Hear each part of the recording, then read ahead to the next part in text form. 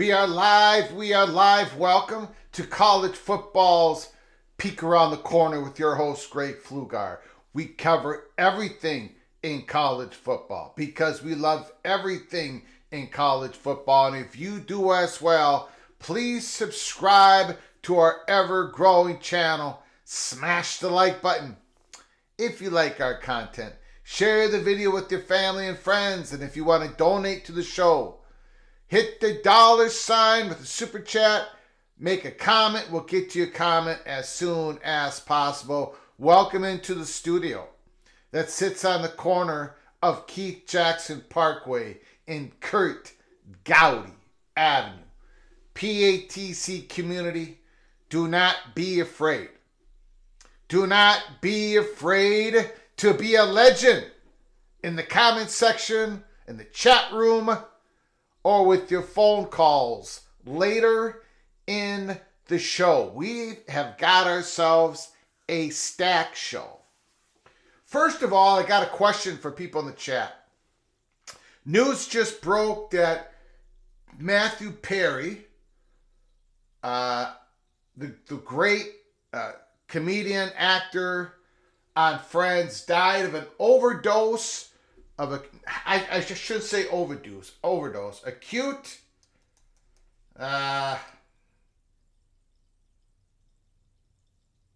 it says something along, ketamine,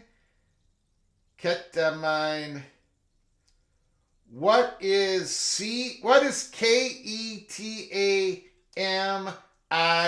Ketamine?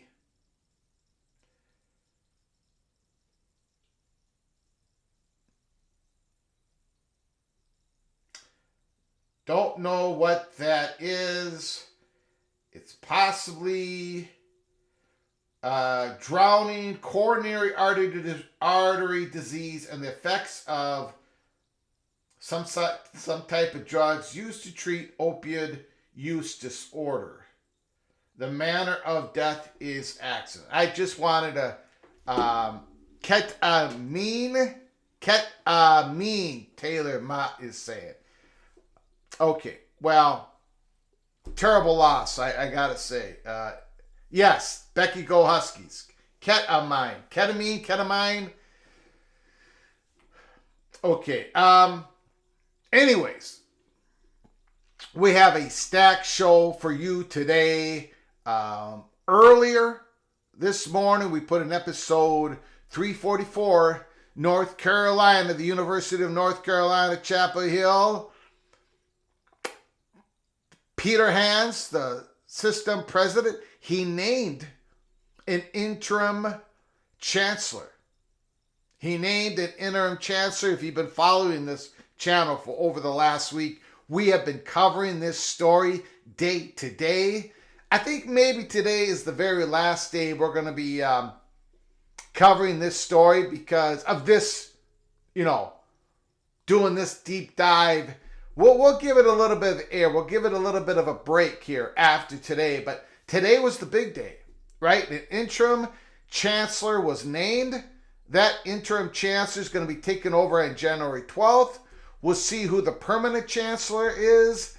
But the effects on North Carolina's realignment decision, well, we've been saying this whole thing's important. And, well, the interim chancellor basically tells you today how, we're going to be spending a lot of time on this issue, on the athletics issue. The interim chancellor said, University of North Carolina has to be better off after all the dust settles in the college football world. And he's not just talking about the transfer portal and all these huge legal matters. He's talking about the next wave of realignment. So we're going to get to that story. Today, we're waiting on the state of Washington Supreme Court decision. We're going to be going through an article. It could come down right now, 5 minutes from now, 20 minutes from now. So keep your head on a swivel. Keep your head on a swivel. There's a couple different options that the Supreme Court in the state of Washington, that they could make about 3 different types of rulings. One is basically saying, we're going to leave it alone. We're going to go by the lower court's decision. We're going to leave it alone, saying that basically Washington State and Oregon State have the run of the place, right? That they're going to control the assets, although they better not step out too much out of line or we could come back. That type of decision where they're going to leave it alone. Or they're going to go make a decision where we'll take a look. We'll take another look at it. But, we're not going to speed this up. The third option is a direct look. We'll go through the correct, how it's labeled in the article that we're going to go through. But a quick, direct look. We're going to look at this. And we're going to do it quickly. That could be the decision handed down by the state of Washington Supreme Court. We're going to find out. We'll go through that article. The article is going to explain it a whole lot better. But before we get to the North Carolina, before we get to the state of Washington, PAC-2 versus PAC-10, we do have some information. Malik Murphy in the transfer portal. QB2 at Texas Longhorns. Texas is in the college football playoffs. And he goes in the portal. They're going to have to change this 30-day. I don't know how they're going to do it, to be honest with you. I'm not sure there is an answer besides having student athletes become employees and have collective bargaining agreement where it's a give and take and where all this is settled so the courts can't come in besides that, which would cure a lot of ills in college football, there really isn't a way to schedule this portal. I don't know. It's getting impossible to be on the coaching staffs or even being one of these collectives. I mean, there is so much chaos out there. Freedom, more freedom for the student athletes, good, but complete chaos in the game, not good. But anyways, Malik Murphy's in the transfer portal. It's obvious what his number one goal is to play football from day one wherever he goes. Because he wants to play on Sundays. So Malik Murphy's goal, I don't believe, is to get the best NIL deal. He wants to play day one. Now you might want to say, well, in Malik Murphy, he doesn't like competition. Well, he wants to play on Sundays. He has to play. He believes he wants to play day one next year. So keep that in mind. I don't believe he's going for the best deal, the biggest deal. These are the three schools that he's visiting on December 15th, December 16th, December 17th. Duke. Malik Murphy is visiting Duke right now, today. Tomorrow, Malik Murphy is visiting Baylor on December 16th. And on Sunday, Malik Murphy is going to Corvallis and he's visiting Oregon State on December 17th. So those are his next three visits. Duke, Baylor, Oregon State. I know there's been some steam about him visiting Georgia, about him being interested in Georgia and in Washington. But right now, the first three visits are Duke, Baylor, and Oregon State. I want to get to your. I'm gonna go do a roll call here. Thank everybody for coming on early in this Friday afternoon show. And then after that, I want to talk first before we get to the UNC and the state of Washington's Supreme Court decision that hasn't been handed down yet, as far as I know.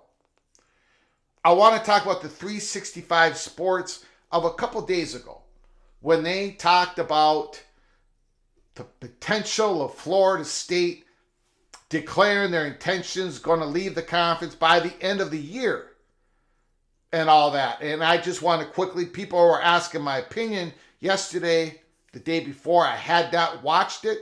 Now I've watched it, and I'm going to give you my take on what 365 Sports said. And of course, you all know I love 365 Sports.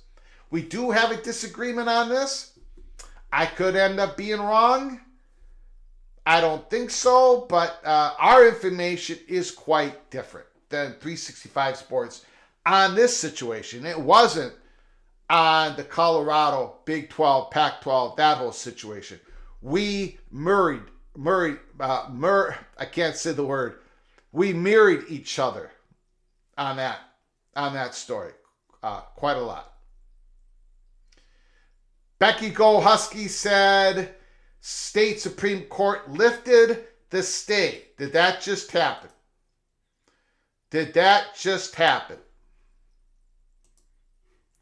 I guess we're going to have to, if that just happened, I'm going to have to reshuffle the show.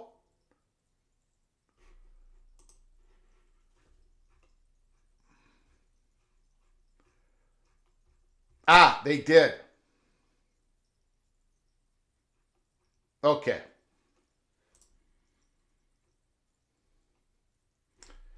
Okay, this is a big story. It's a live show. I was going to wait on this. I was hoping it would take 30 minutes or so for the state to hand down its decision. Thank you so much. Thank you so much.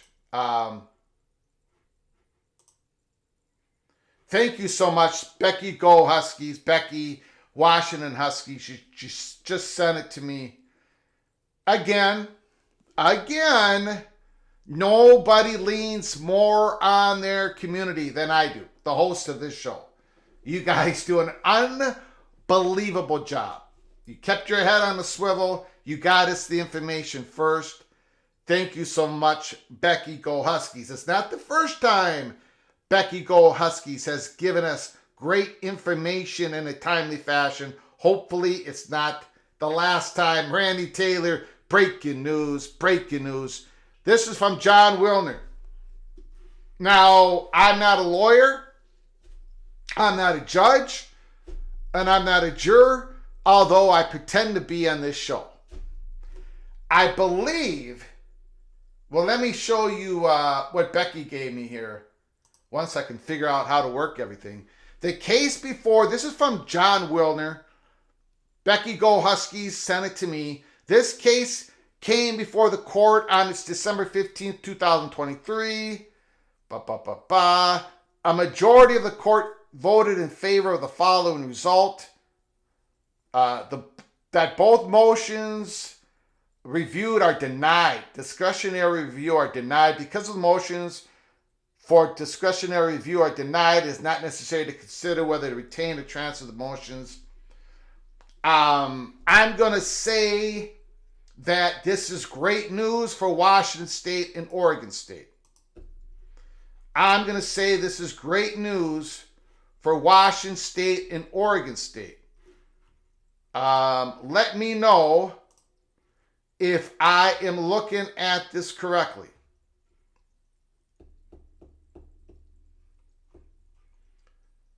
I'm looking for other reports on this.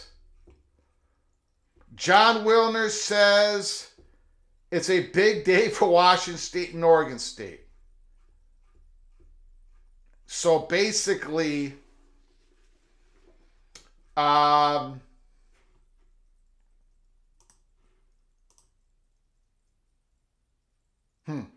Becky Go Husky says I'm correct. Woo! Now I'm trying to remember. Basically, now let me know if I'm incorrect on this, because I'm trying to remember the last ruling. That's not going to be overrun here by the Supreme Court, the state of Washington. So basically, Washington State and Oregon State, they have the run of the place, right?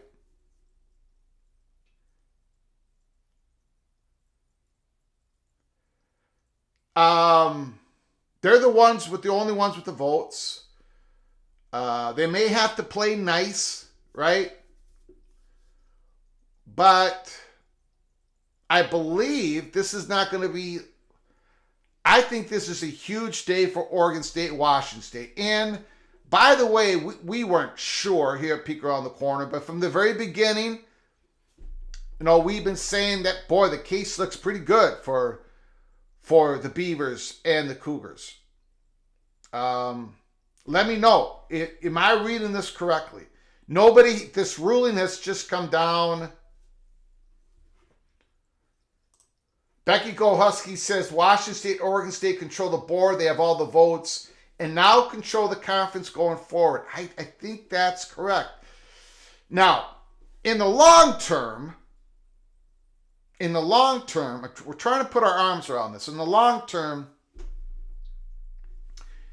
Washington and Oregon, they're of course they would have liked to keep some of the power before they leave, get some of the assets. Maybe they will anyways. The Oregon and Washington, they know where their future lies. They're going to be, especially after the next 6 years, they've achieved what they've wanted out of all this anyways, in the long-term picture of it. Utah, Colorado, or Arizona State, they probably could have used a victory here short-term. Now, but what this really goes to is, what does Washington State and Oregon State do now? Now that they have another victory and it looks like this is the key victory. Do we see a reverse merger? with the Mountain West Conference. Remember, Washington State and Oregon State, boy, this is big news. Washington State and Oregon State, they have a scheduling agreement with the Mountain West. It's in pen when it comes to 2024. I believe it's in pencil for 2025. But there is, even though maybe it's not on paper, I think there's a gentlemanly, womanly agreement between the Mountain West and Washington State and Oregon State that there's going to be a long-term, there's going to be a marriage, right? There's going to be a marriage. That there's going to be a PAC 14, to be honest with you, right? With the possible use of the Pac-12 network, maybe that won't be used at all anyways. Or, and I'm almost afraid to say this, but if I don't say it, someone's going to say, Greg,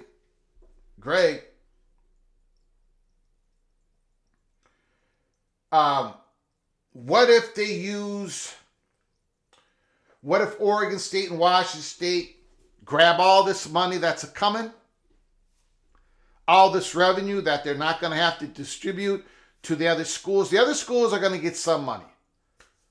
I believe in that lower ruling. I mean, it can't be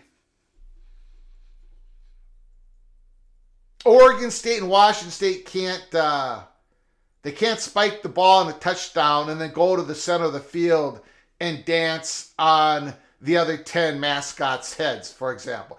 They're going to have to be judiciary. They're going to have to give something to the Pac-10 schools. I understand where the Beavers and the Cougars are coming from, though, right? Right now, they're not in the Autonomy 4 conference, which gets to my next point. What if they use all this money and assets? And I don't know how much it is. Maybe Becky Go Huskies, Richard L., somebody. They can get their hands on tens of millions of dollars right now, and it looks like they might be able to. Maybe sell the assets of the Pac-12 net, whatever. Maybe they can buy their way into the ACC. Maybe they can pull an SMU. I don't know.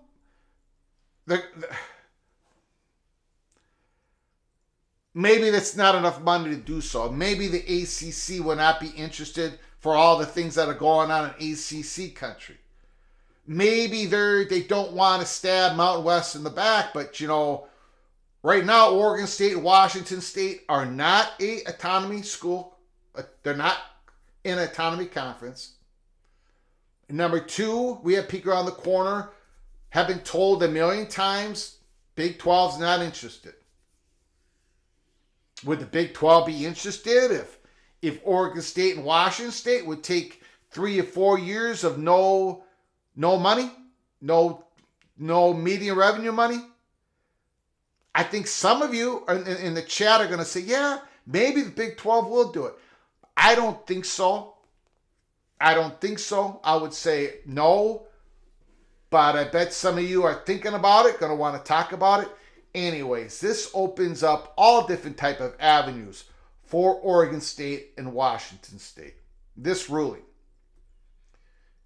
They're going to have to, they're not going to be able to take everything home with them in the Pac-12 assets, all the money and everything.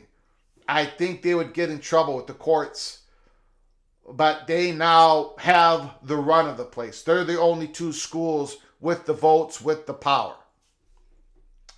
Wow.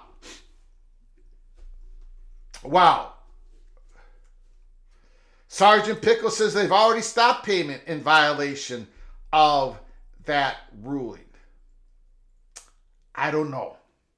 Have they? I don't know, Sergeant Pickles. You could be correct. You could be correct.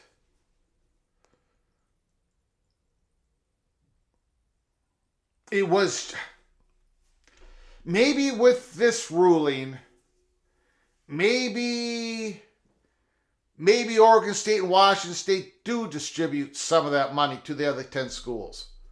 But those other 10 schools are not going to get what they would have historically received. I think we can all agree with that.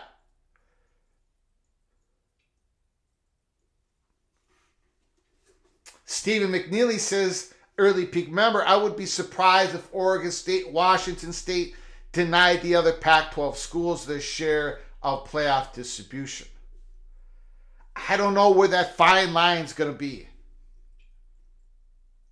But Oregon State and Washington State now have some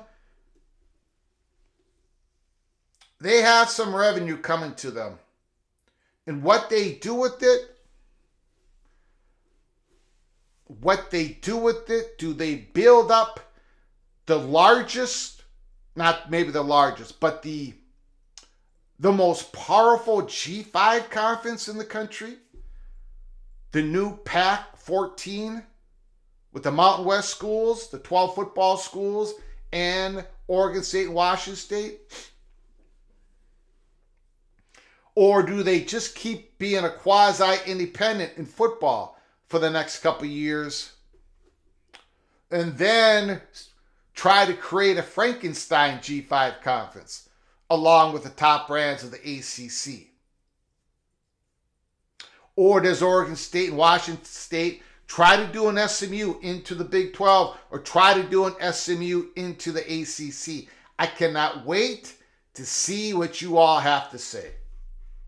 Honestly, this is big news. Breaking news during our live show. Tony says the Sports Business Journal has an article saying that the Pac-12 network will begin laying people off in January. There's a lot of equipment there that they can sell off, though, the Pac-12. Becky Gold Huskies are laying off 141 people at the Pac-12 network. And he says, yes, they stopped payment of the last couple of years' playoff and bowl game money. Sergeant Pickles, not a legal expert. Just my opinion that withholding the money is detrimental. You might be right. You might be right. Cameron B., early peak member. They should sell the Pac-12 network's assets to the Big 12. I don't know. Interesting comment, Cameron B. I'm not sure.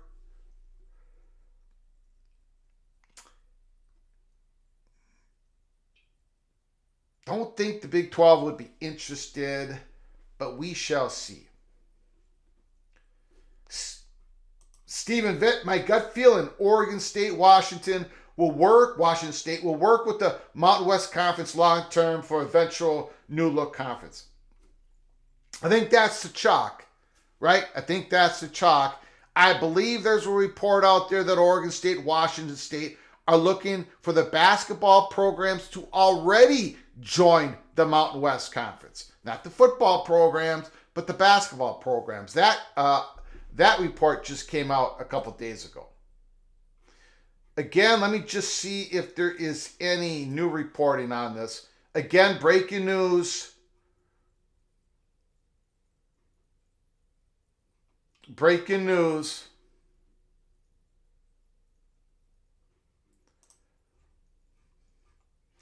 State of Washington.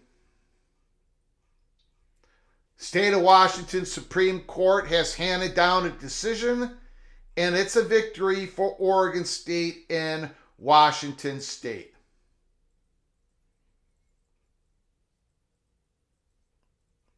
Oregon State and Washington State have control of the conference. According to Kyle Bangura, excuse me if I mispronounced the name, college football ESPN writer.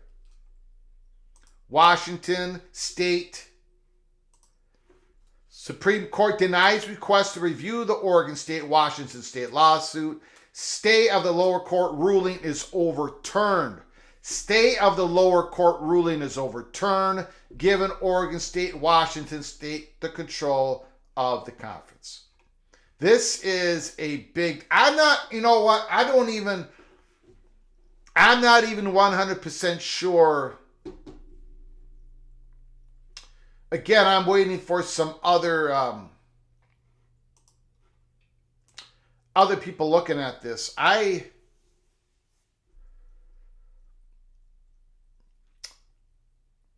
think probably Oregon State and Washington State are going to get a whole lot of leeway when it comes to what they're ever going to do with the assets. PAC-2 can only be a conference for 2 years total. After that, they won't be recognized as a conference. They're not recognized as a conference next year when it comes to the College Football Playoff Committee. So they are independent programs, football programs, really for 2024. They're not really even a conference. And it's going to be interesting to see how the playoff distribution money, the expanded playoffs in 2024, what rate, what flat fee, what flat payment Washington State and Oregon State, what are they going to receive? Are they going to receive what the other G5 schools get, or are they going to receive what the autonomy schools get? That we don't know. I think they're probably going to get autonomy school payout because I think there's some horse trading going on, between President Kirk Schultz and the rest of the people on the playoff committee, management committee. I think there's some horse trading going on, and I think at least for 2 years, Oregon State and Washington State are going to get autonomy conference payouts. Beyond that, I do not think so. Wow, breaking news right out of the gate here at Peek Around the Corner. That was the title of our show. I was hoping that there would be a ruling a little bit later on the show. But you don't always get what you want. Greg, did you throw your hat in for the ring for the Open Gophers DC job? No, I did not. No, I did not. If I did, they would throw my application right into the circular file. So who wins the war, PAC-2 or Power 5? Congo, I'm not sure what war, like the payment.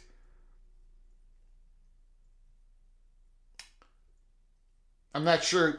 Explain in the next comment, Congo, on that question. And he says, look for the ACC to strike here or in the future. With both schools having $130 million in assets, which if the schools leave the ACC might want Oregon State, Washington State. Yeah, I definitely do not think this is the chalk. I don't think this is the favorite in terms of what scenario we believe is going to happen. But this avenue, this is now sort of open, possibly. I have said from day one, I believe that Oregon State and Washington State would merge with the Mountain West. And I said that I thought they were going to win this case. But I definitely was not sure. But they seem to have a strong case. And things have gone the Beavers and Cougars' way since, of course, the breakup of the Pac-12. I'm sure that Oregon State and Washington State would still love to trade positions with the Utah, within Arizona State, with the Colorado. But this is the next best case scenario for those two universities, their athletic departments, the front porch of the universities. We're going to get back to this story. Once we have more reporting on it, we definitely will get back to this story.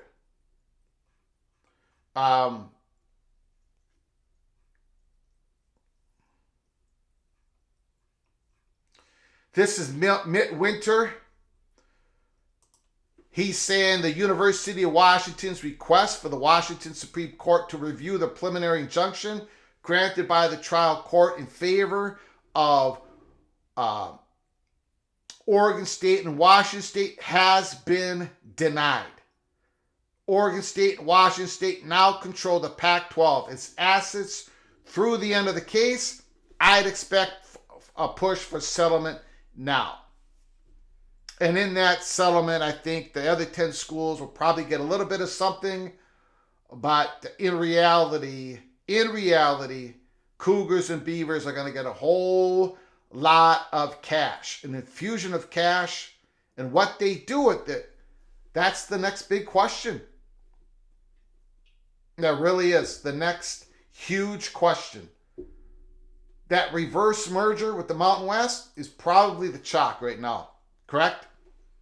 Probably the chalk right now.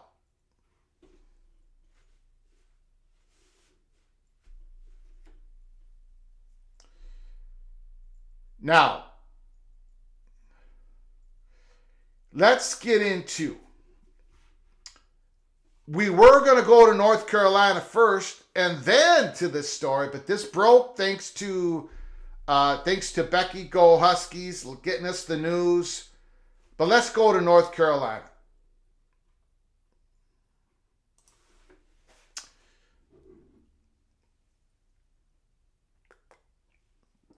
UNC, now we've been talking about this. We've been talking about this for days, for weeks, but we've been hitting it hard here this week. Trying to give you the best peek around the corner in college football. UNC Interim Chancellor, he was named today. We talked about it in a live show last night. This has big ramifications when it comes to the next wave of college football's realignment. Now, this has big implications in a lot of areas, in academia, research, whatever. But this is a college football YouTube channel, so we're going to stay in our lane. This has big implications for it. The University of North Carolina new interim chancellor said it's important that the Tar Heels athletic department ends up better off when the current period of college sports instability concludes. Lee Roberts was named interim chancellor at UNC on Friday today. He will replace outgoing chancellor Kevin Gusowich, who's leaving to become president at Michigan State. Roberts, a Duke graduate, and I'm going to get back to this. A lot of people are making, and this is fine. I saw it in the chat room last night. I'm seeing it on the message boards today. A lot of people are making a big deal about Roberts being a Duke graduate. I'm going to tell you something that has little consequences to what is going on the ground at UNC. It does not matter. I should not say it matters very, very little that Roberts is a Duke graduate. A lot of people are hanging on to that. But really, we'll get into why. But I don't think that's going to play a part in this. Roberts, a Duke graduate, is a former North Carolina state budget director for the state of North Carolina under their previous governor. And he's a current member of the UNC Board of Governors. It is a moment of extreme flux for college sports. Possibly the greatest moment of instability that we've seen in a long time, Roberts said in an interview with WRAL. It's going to be important for the leadership at Carolina, not just me, but everyone involved, to make sure that when the dust settles, Carolina's better off. First day, interim, just got named. When he was asked about, look, he's saying exactly what we thought he was going to say, right? UNC, they've got to be better off than they are. They have to be better off in the future than they are today. ACC uncertainty.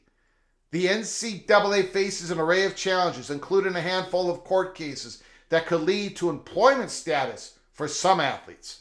A federal judge ruled Wednesday in a case brought in part by North Carolina Attorney General Josh Stein that the NCAA could not enforce its rule on athletes who transfer more than once, such as UNC wide receiver Tez Walker.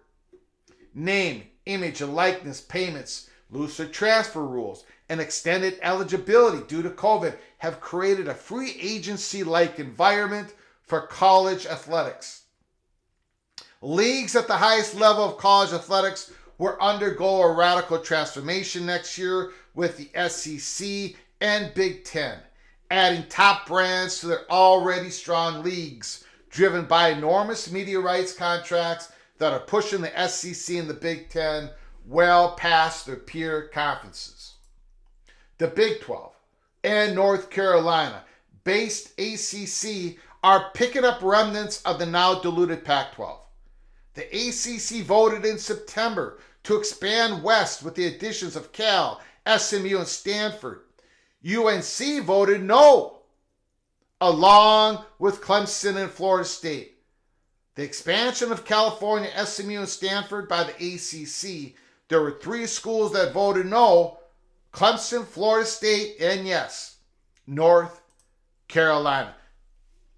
UNC is a charter member of the ACC and shares the league with rivals NC State, Duke, and Virginia. But it was among a cluster of ACC schools that explored ways to get out of the league's grant rights agreement that binds the conference together through 2036. UNC is considered a top expansion candidate for both the Big Ten and the SEC. The leagues are expected to dominate spots in the sport's 12-team playoff that begins in 2024. Now, this is the PATC money shot. This is the PATC money shot of the article. When asked if UNC should remain in the ACC, Roberts, the new interim chancellor, Roberts deferred. Now get a load of his answer.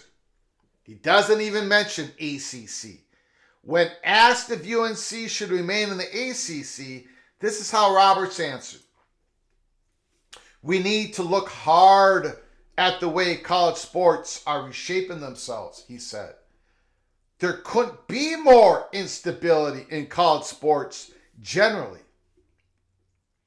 Our responsibility as leaders who care about the institution and care about the state is to make sure when the dust settles, Carolina is better off.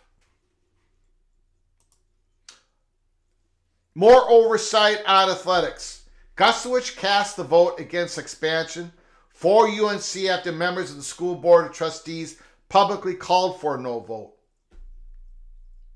The school's board of trustees, they wanted a no vote on that expansion. Gusowich agreed. He delivered it. Gusowich also got himself involved in the waiver effort against the NCAA for the great wide receiver Tez Walker, who's going in the NFL draft here in the spring of 2024.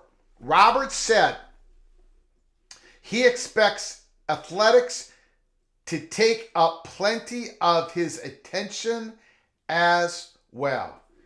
It's going to take a lot of time from the interim chancellor, and for whoever is the permanent chancellor, Roberts told WR, a lot of Kevin's time.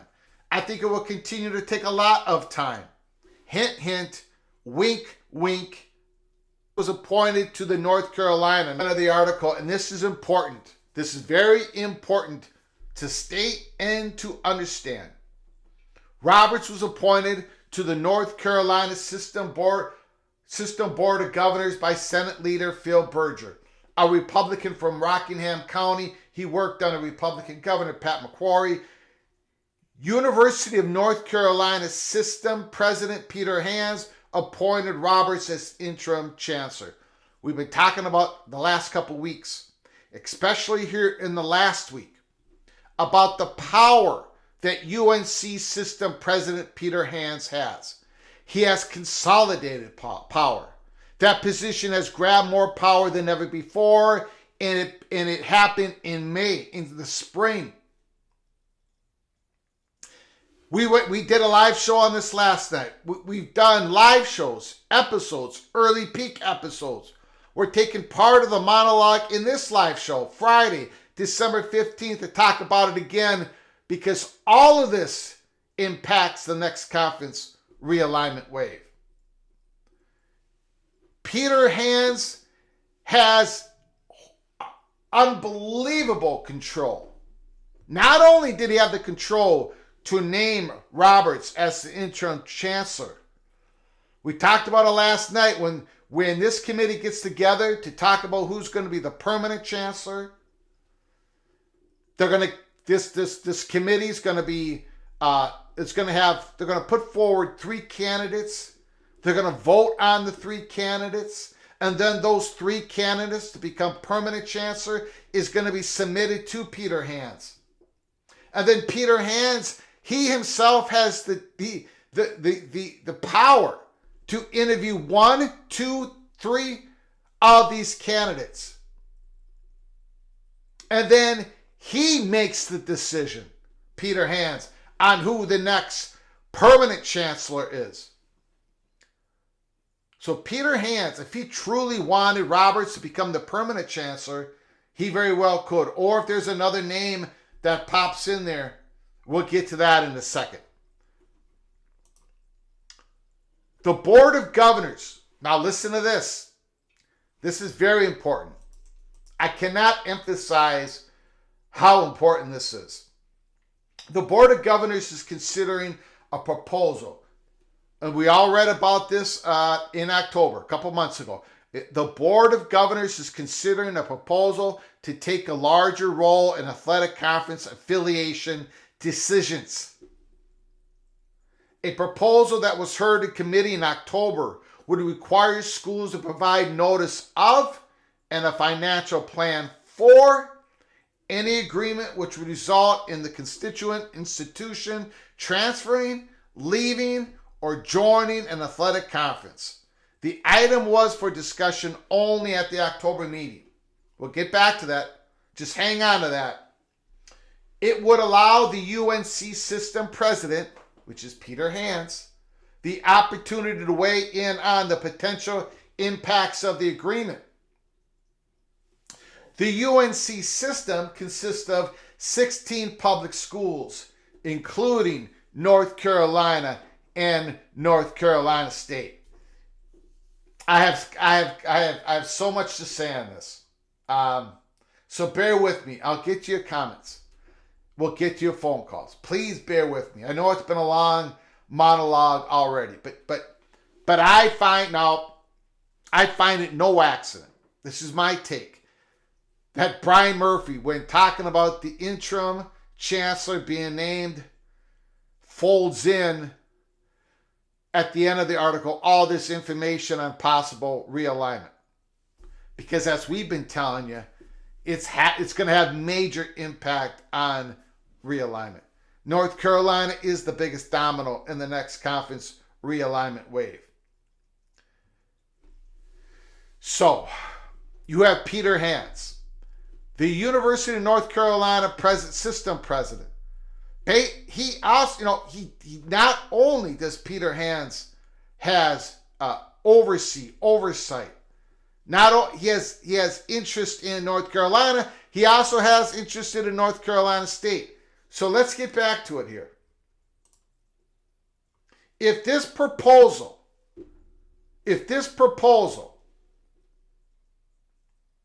which the Board of Governors is considering a proposal to take a larger role in athletic conference affiliation decision, that would require, let's say North Carolina's talking to the SEC or the Big Ten or both, and North Carolina's thinking of moving to the SEC. We'll take that for example. They have to provide a notice and a financial plan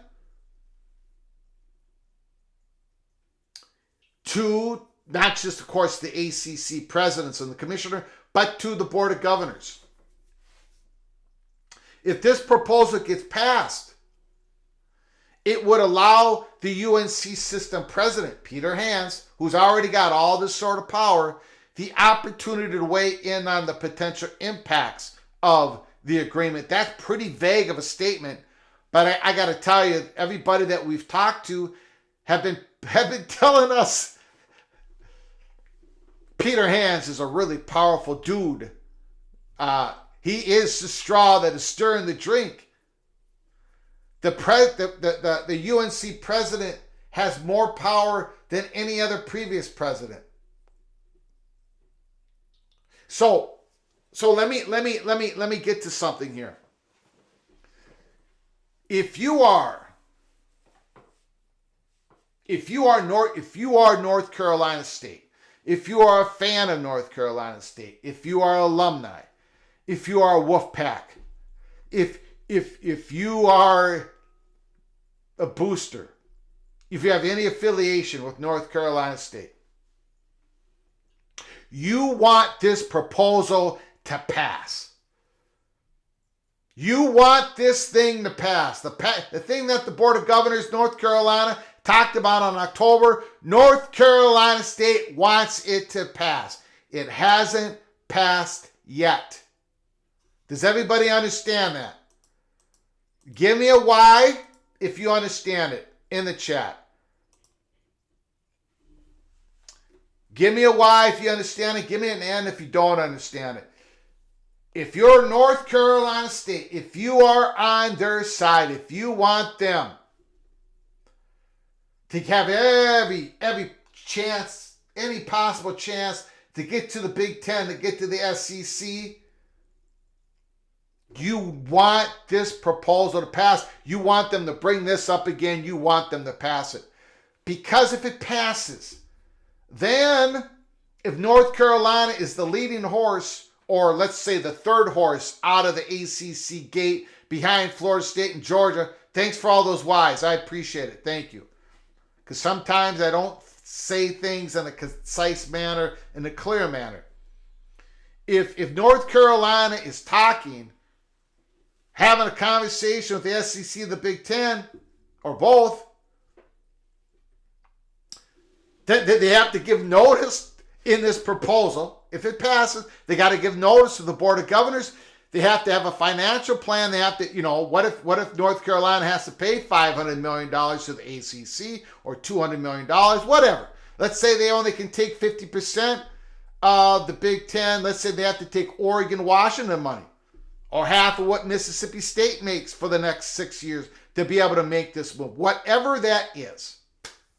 Whatever it is, extra travel in the Big Ten or less travel in the SEC, whatever it is, they have to propose it. They have to give that to the Board of Governors.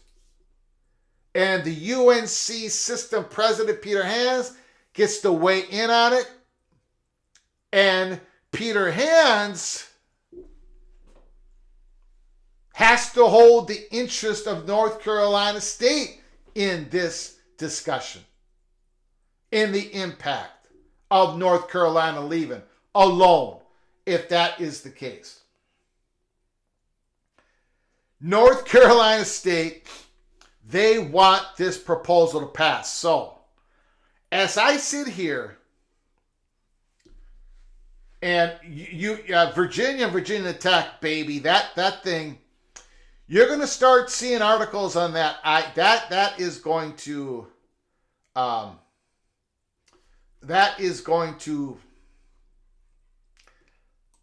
we talked about it. We broke that a couple weeks ago. It's going to be very, very difficult to dislodge Virginia from Virginia Tech. As we take a breath, a few spaces away, get some space between us and this North Carolina story, which is a huge story. Now we're going to keep an eye on that proposal, if it passes or not. If it doesn't, it makes it easier for North Carolina to leave, and then within the next 3 or 4 years to the SEC, the Big Ten. If it does pass, then North Carolina State's interest will be taken to heart. North Carolina may not be able to dislodge from North Carolina State. Or maybe they have to pay a Cali tax, a California tax, to North Carolina State, whatever that looks like. So we have to keep an eye on that proposal.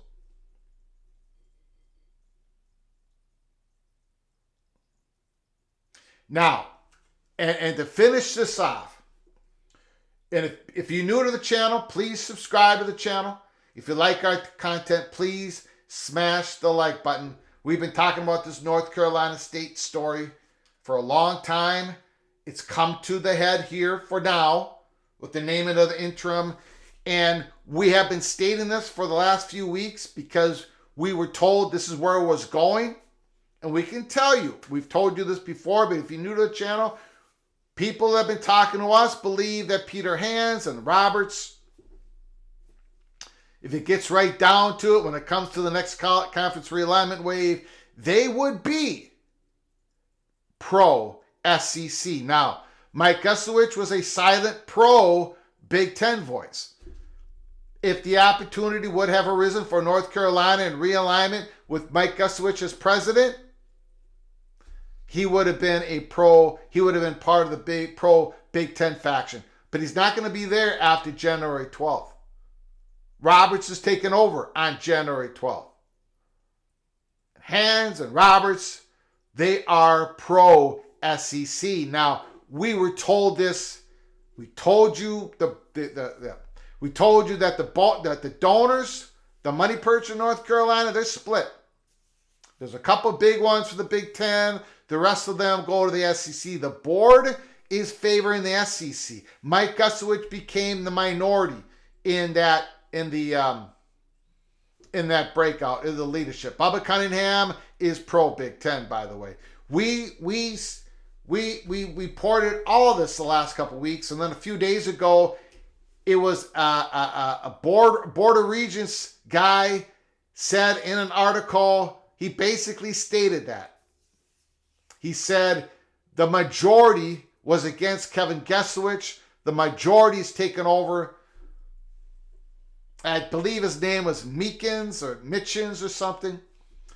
Basically he's saying SEC, its advantage SEC. When it comes to the future of North Carolina, has it been decided? No, when we're not going to report that it's been decided. But the lay of the land at North Carolina is important because they are the biggest domino piece. That's the SEC's number one target. Pete Thamel said it, Paul Feinbaum said it, and everybody we talked to have told us. That's why all this is so important. And it looks like the pro-SEC faction within the University of North Carolina has consolidated yet again their advantage. Today, again, consolidated their advantage. So, big story. It all finished up today on this round of what's going on. And then we're going to keep an eye on if that proposal passes or not. North Carolina State wants that proposal to pass, by the way. So, before we get to your comments and your phone calls, I want to get to the 365 Sports. A couple of days ago,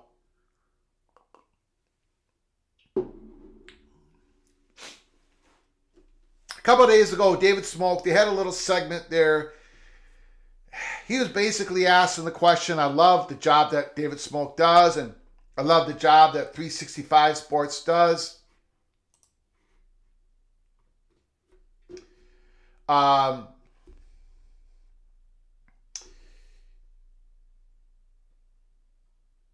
David Smoke came out and said, look, is FSU, are they going to bolt? Are they going to leave the ACC by the end of the year, by the end of December?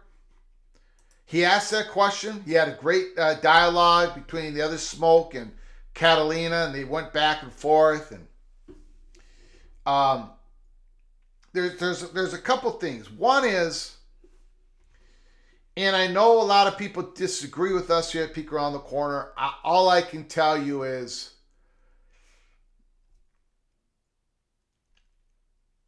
we have talked with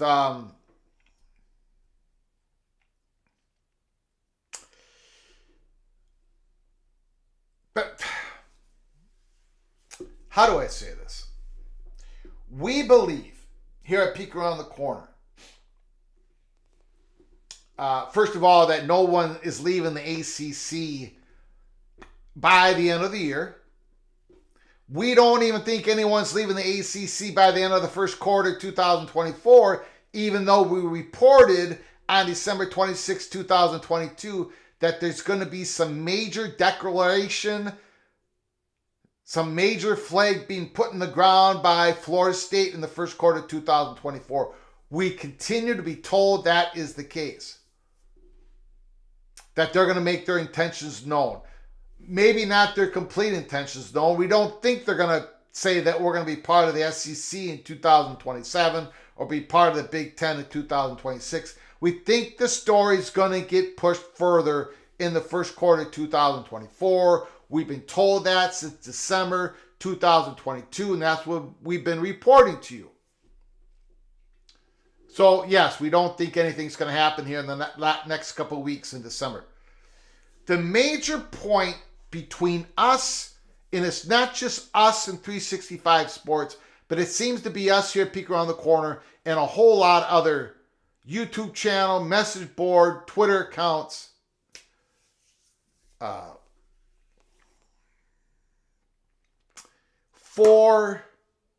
I'm going to try to make this clear, for Florida State, and I know people disagree with us, and we've gotten great phone calls in the past, and people logically say, Greg, you're wrong, and that's fine, that's great. So I'm not saying this as a pushback or an attack, or I'm just laying out what we truly believe, and we've been told this for a long time, and nothing has changed. Could we be wrong? Yes. I don't think we are, because of the people who have told us this. Could we be wrong? Yes. And we're going to find out if we are. But this is our stance on this.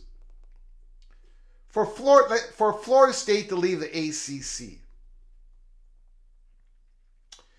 either all the ACC schools, the ACC conference, has to be defeated in the courts, or they all have to be satisfied on a settlement.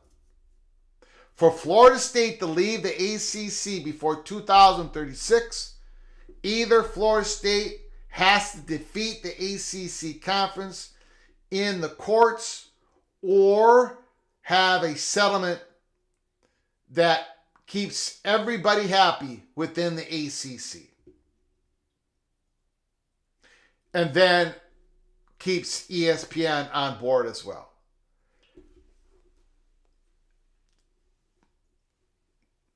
In the 365, and now we're not hammering on 365. This is a disagreement. And it's not just with 365, it's with basically a whole lot of people. Again, because they brought it up, they're talking about ESPN holding the rights of the ACC schools. ESPN does not hold the media rights of the Florida State Seminoles. Florida State Seminoles gave their media rights to the ACC to help negotiate ACC with media negotiations with ESPN.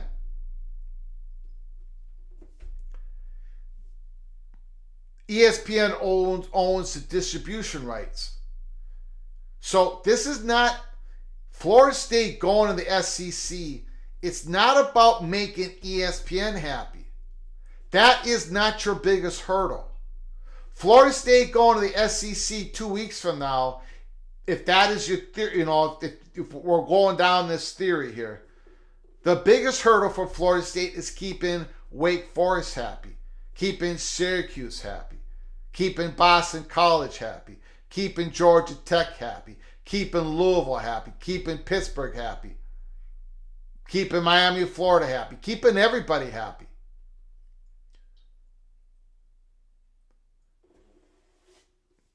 Because under Now, we have not seen the ACC grant of rights.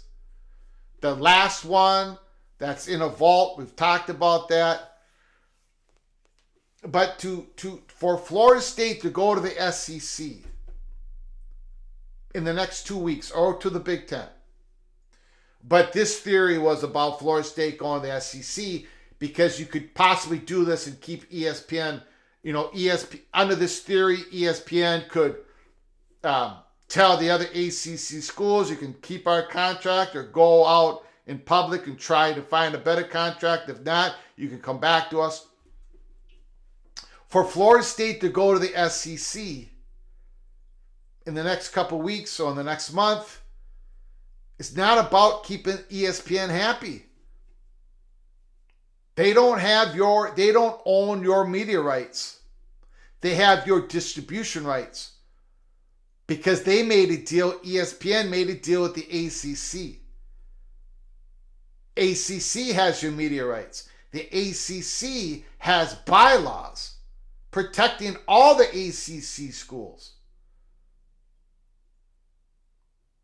Yes, ESPN is given some protection. That is why you bundle all of your rights together to go in negotiations with a media partner. So you give them more protection. So the value of the conference will hold up over the years of this media agreement between the media partner and the conference. But the ACC is the one who owns Florida State's media rights. So either for Florida State or Clemson, let's just take out Florida State. If Clemson wants to leave the ACC, there's like a 99% chance they're going to have to do it. They're going to have to grab their media rights with them because that is what gives them value. And to do that, you have to defeat the ACC in the courts or reach a settlement that satisfies all parties. So that's my take on the 365 segment that everybody wanted me to talk about. Again, I know a lot of people disagree with us. That's cool. That's fine.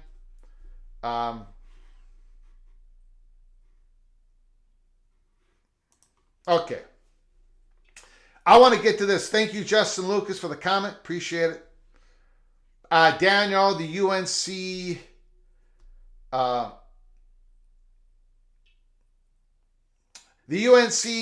Board of Governors has many Duke's grads on it. Lee Roberts is a Duke grad himself. You're crazy if you don't think they have Duke in mind when making the decisions. Up here, you said the UNC Board of Governors won't let UNC blow up the ACC in detriment of Duke and North Carolina State. Okay, first of all, and I appreciate the comments. First of all,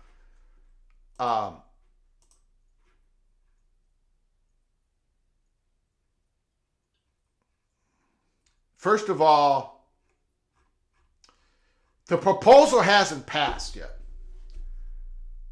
Number one. The proposal hasn't passed yet. Number two is this, let me go back to this. Lee Roberts was named Interim Chancellor at the University of North Carolina. North Carolina, not Duke. He has to be looking for the interest of North Carolina. North Carolina, not North Carolina State, not Duke. Roberts is a Duke graduate. I talked about it when I first read this article. We need to look hard at the way college sports are reshaping themselves. There couldn't be more instability in college sports generally.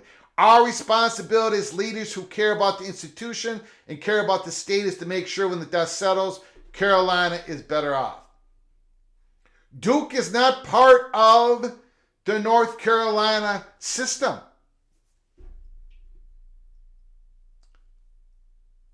He is not beholden to Duke's interest. He's beholden to North Carolina. The UNC system president, Peter Hans, is the president of the public system, which involves 16 schools, and none of them are Duke. They're North Carolina and North Carolina State. I'm not saying this.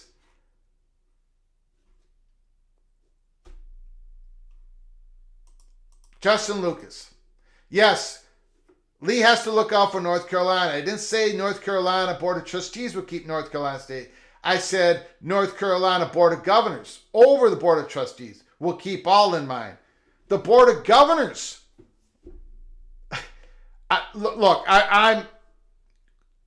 Duke is a great university, incredible research money. Almost blows away everybody in the Big Ten. Unbelievable school. But when we're talking about the lay of the land of North Carolina, when they did the Magnificent Seven, the 7 schools that got together to try to figure out a way out of the gore, when they even, and this came from a few of them, when they said to reporters, look, we tried to even figure out if we, the 7 schools, could form a conference and then break away with our own conference to get our own media. But it included North Carolina and North Carolina State in those Magnificent Seven. It did not include Duke. There are political reasons for that. If the Board of Governors passes the proposal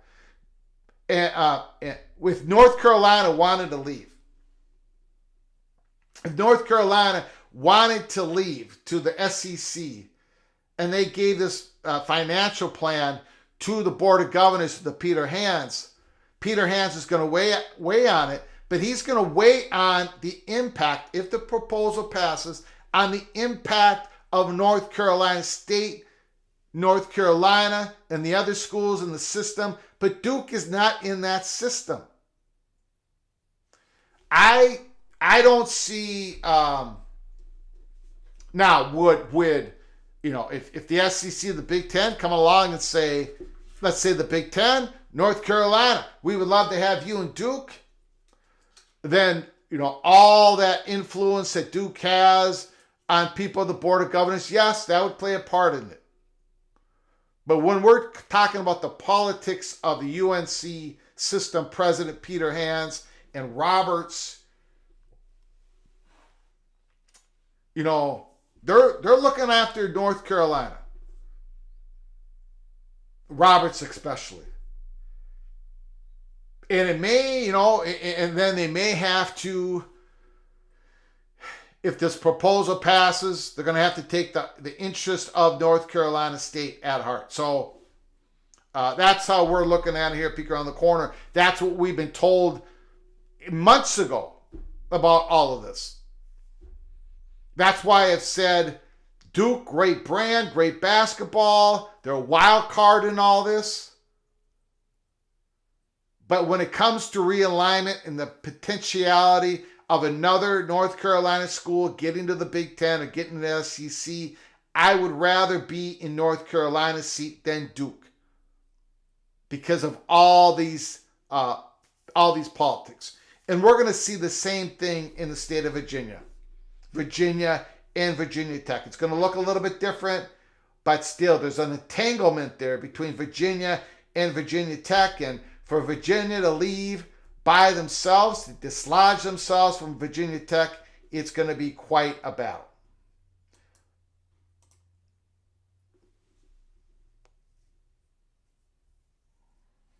Daniel Montecastle, early peak member. North Carolina will end up in the SEC and Virginia will be in the Big Ten with Florida State and Clemson. Son of Sarek, I seem to recall Florida State being resistant to signing the grant of rights many years ago. Maybe they should have followed their instincts back then.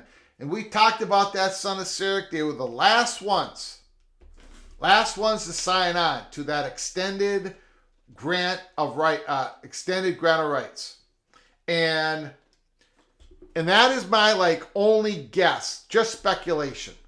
If Florida State would actually beat the ACC in the courts, when it comes to the grant of rights, and we don't think that's the path they're going to take. We think it's a settlement. The only way that we could see how Florida State could do it is maybe they were given some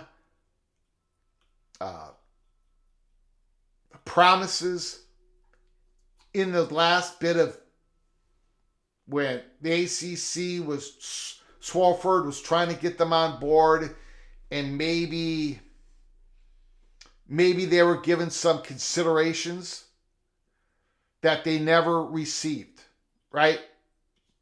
And maybe that's Florida State's angle in all this. But then that's just speculation. That's the only plausible way I could see Florida State winning this in the court anytime soon. Even if they win in the court, it's going to take years and years. I think this is all about settlement that keeps everybody satisfied, everybody happy.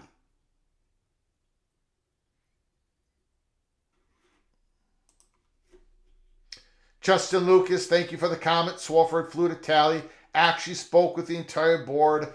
By the end of the meeting, they had signed. Again, just speculation on my part. Did Florida State get something, some promise? They were expecting an additional consideration to sign on the dotted line, and they never received it. And they have that. They have that information through some email, or maybe they videotaped the meeting, or whatever it is. But again, pure speculation on our part. Again, we don't think that's where Tallahassee, Florida State, we don't think that's how they attempt to get out of the conference. We think it's by settlement to secure the security of all the other ACC schools if they should leave. And a controlled implosion versus an uncontrollable implosion. Okay, I've done enough talking. Let's get to anybody want to give us a call? The phone lines are now open. 763-260-1333. Wow, that was a long monologue. Holy smokes. We talked about Malik Murphy. He's visiting Duke today, December 15th. He's visiting Baylor Saturday, tomorrow. Malik Murphy's visiting Oregon State, going up to Corvallis, December 17th. We talked about the state of Washington. The Supreme Court, they ruled in favor of Oregon State and Washington State. Big day for the Cougars and the Beavers. Holy smokes. Call from Crab Cakes and Football. Crab Cakes and Football. Mr. Terrapin. MJ Morris, going to be a new quarterback next year, possibly, maybe. The floor is yours. The verdict's still out on him. I know everybody who gets a commit now, they're the best thing since sliced bread. I like to wait for them to prove themselves first before we actually give them a title. So you're very wise. You are very wise. Did you see the? I think it was Big Ten Ted that reposted it. The hockey facility thing for North Carolina that was posted out yesterday by Carolina Hockey. No, I did not see that. Yeah, Big Ten Ted put that out. Yeah, that was a repost, I think, from Carolina Hockey. And they showing the renderings and the pictures of what the hockey facility is going to look like. And yeah, it was on X yesterday. Okay, I'm pretty sure it was him. Twitter. Oh, okay. Oh, yeah. Yeah, okay. I did see this. Yeah, I forgot that I saw this. Carolina Hockey. I'm gonna post it. Go ahead. I got it up on the screen. Yeah, so to add just a little additional fuel to the fire, like we really need it.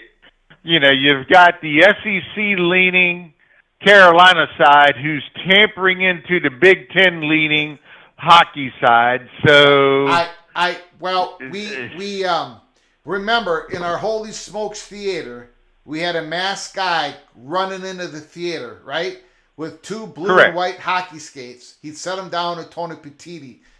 We said that a couple months ago. We said that there were a couple big-time boosters that were in favor of North Carolina becoming a Big Ten school. But most of them are in favor of North Carolina becoming an SEC school. The boosters are involved in this situation, North Carolina hockey. After we reported all this, then the article came out on Carolina hockey about a month ago. So, yeah, we are... there's a lot of layers to this crab cakes football. There's a lot of different layers to all this. There is a battle going on at North Carolina for the heart and soul of the future of that university. Right. And the other question that I had, and I haven't heard you say anything about it, maybe I missed it, I don't know. But that Ohio judge that gave the 14 days for the double transfer. Yeah. Yeah, I just totally lost my thought on that. But what's your thought on that? Boy, so I don't know. I really don't have a thought on it because the NCAA came out and said, by the way, if you play a person that's on their second transfer without getting the waiver, and it comes back to say, if another ruling comes and says, no, that player should not have been eligible to play, then you're going to force the possibility of forfeit or whatever, right? So, I don't know. I don't know. Again, it all gets back to either... We can't keep going on like this, right? The NCAA can't make any rulings because the courts think they're not legit, and they have their point. But the fans, the student athletes, they don't know what's going to happen next. The schools don't know what. So either the federal government has to come in and carve out some protections for this college sports, or, and I think the better solution is, collective bargaining agreement with representatives of the student athletes with the conferences and schools. They get rules in place to where the ruling governing body, whatever you want to call it, the NCAA, if you want to call it crab cakes and football governing body, whatever the name is, that they have legitimate ability to make rulings on this sport. Because right now it's just nuts. It's crazy. Right. Right now it's just a Wild West. Yep. Yeah. And then my final thing that I heard this somewhere. It may have just been on a podcast. It wasn't like anything that I really took serious, but it did prompt a question to pop into my head. If that Florida governor or whoever it was that made their threats about taking the CFP to court and trying to get all the records and emails and everything and how they came up with their decision and doing everything in out of secret and into privacy. If they do that, could that possibly force them, Florida State because Florida State at that point could go, hey, we won't press on this if y'all just let us out of the ESPN contract. That way we can just go wherever we want to go. Do you see that being a possibility? No, I don't. Because there's a lot. Yeah. You don't? Okay. I don't. Because there's a lot of stuff. Yeah, I don't because I don't think anyone's taken... I don't think that's a legitimate threat. I don't think Florida State's going to do anything in the courts that's going to have any effect on this playoff. What's going to happen in the next couple of weeks? So, and I don't. No, they just want the transparency. Yeah, they just want the transparency. Yeah, I mean, yes. I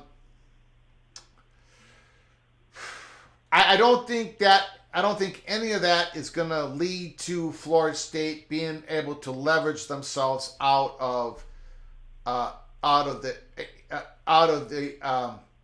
ACC and ESPN. Again, it's not so much getting out of the ESPN contract; it's getting out of ACC's ownership of Florida State's individual media rights. Right. Okay. I don't think it will have any impact. All right. Well, I was going to call you up last night, but I couldn't get through because you had a really busy show. So I I hopped on the horn as fast as I could today, and I had those 3 questions for you. So, all right, man, I'll let you go. It was good talking to you. You got it. Appreciate it. All right. Not a Great problem. call. Crab cakes and football.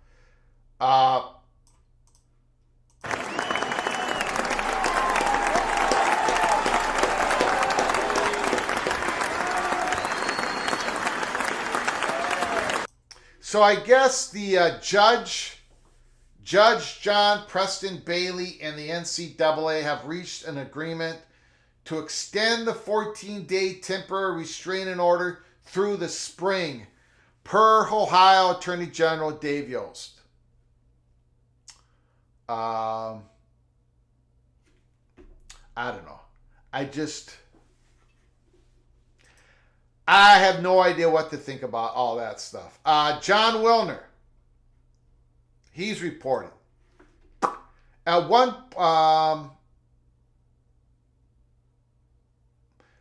point in early November, the sides were close to a mediated settlement, but per multiple sources, the defendants, the 10, not just Washington, opted against it. Wonder if they are regretting it now. Having spent the 3 months in the weeds of this, John Wilner, I would be very surprised if the 2, Oregon State and Washington State, tell the other 10 to pound sand. That doesn't do anyone any good and just clogs up the path forward. The biggest issue, in my opinion, again, John Wilner's reporting, is... Call from Ryan Thomas. Ryan Thomas, can you hold on for just a second, sir? Go ahead, Greg. Appreciate it. Hold on, everybody. Hold on. John Wilner reporting. Let me pop this back up on the screen here. John Wilner, the biggest issue, in my opinion, is determining a reasonable plan to deal with the house damages. As named defendant, the Pac-12 could be on the hook for many hundreds of millions. 2 schools cannot carry that burden. Admittedly, surprised by the decision, thought the court would review, and given the order is now 75 minutes old, John Wilner put this tweet out 3 minutes ago, the defendants haven't issued a statement. I'm guessing they were surprised too. So a lot of ins and outs on this. Ryan, the floor is yours. What do you got to say, good sir? Yeah, people need to realize that this ruling today was solely and only about who gets control or who has control. It's not a settlement, and if you remember from the Superior Court, they said previously that they had to treat the others in a reasonable manner, or they would, quote, be back here again. So this today was basically saying, hey, we agree with the way that Washington State and Oregon State interpret the Pac-12 bylaws as far as who's voting members and who's in control. It doesn't mean that those 2 don't have a fiduciary duty to the other 10 members and that they, it doesn't say that they can keep all the money. That's nowhere does it say that, and they have to be reasonable in what they do. So I think the litigation, Greg, has just gotten started, because if the 10 get anything less than what they should be getting, they're going to be going back to that court. Wait a second. What should they be getting? They're not going to be They're not going to be getting what they would have historically gotten in the past. Well, if it was still a conference. So, Greg, that's the subjective part, and I'm not. The term fair and reasonable is going to be something I can't define that. That's up to the judge, the Superior Court judge, to define that. That's not my job. But all I'm saying is, if they get anything less than a pro rata share of everything, as they previously gotten before in the past, where they split it evenly, then they're likely going to complain and go in there and try to do this. The litigation has just begun. I mean, honestly, They could go for a settlement, and they probably should. I mean, that's where it is. But all this was about today was who gets to make the decisions. But it doesn't mean that Oregon State and Washington State can screw everybody over and run away with all the money. Now, I would agree with that. I still think it's a victory, but I would agree with what you just said. It is a victory, but, still, there's going to be litigation about whether or not, if they get anything less than what they think they should get, they're going to be litigating it. And I'm not saying they should. I'm not saying that's the smart thing. I'm just saying that the control part is settled. Now the settlement, now the divorce is finalized. And okay, the divorce is finalized. That's what basically today was. The divorce was finalized, and who has primary custody of the kids has been decided. But how much each spouse gets is now open for negotiation.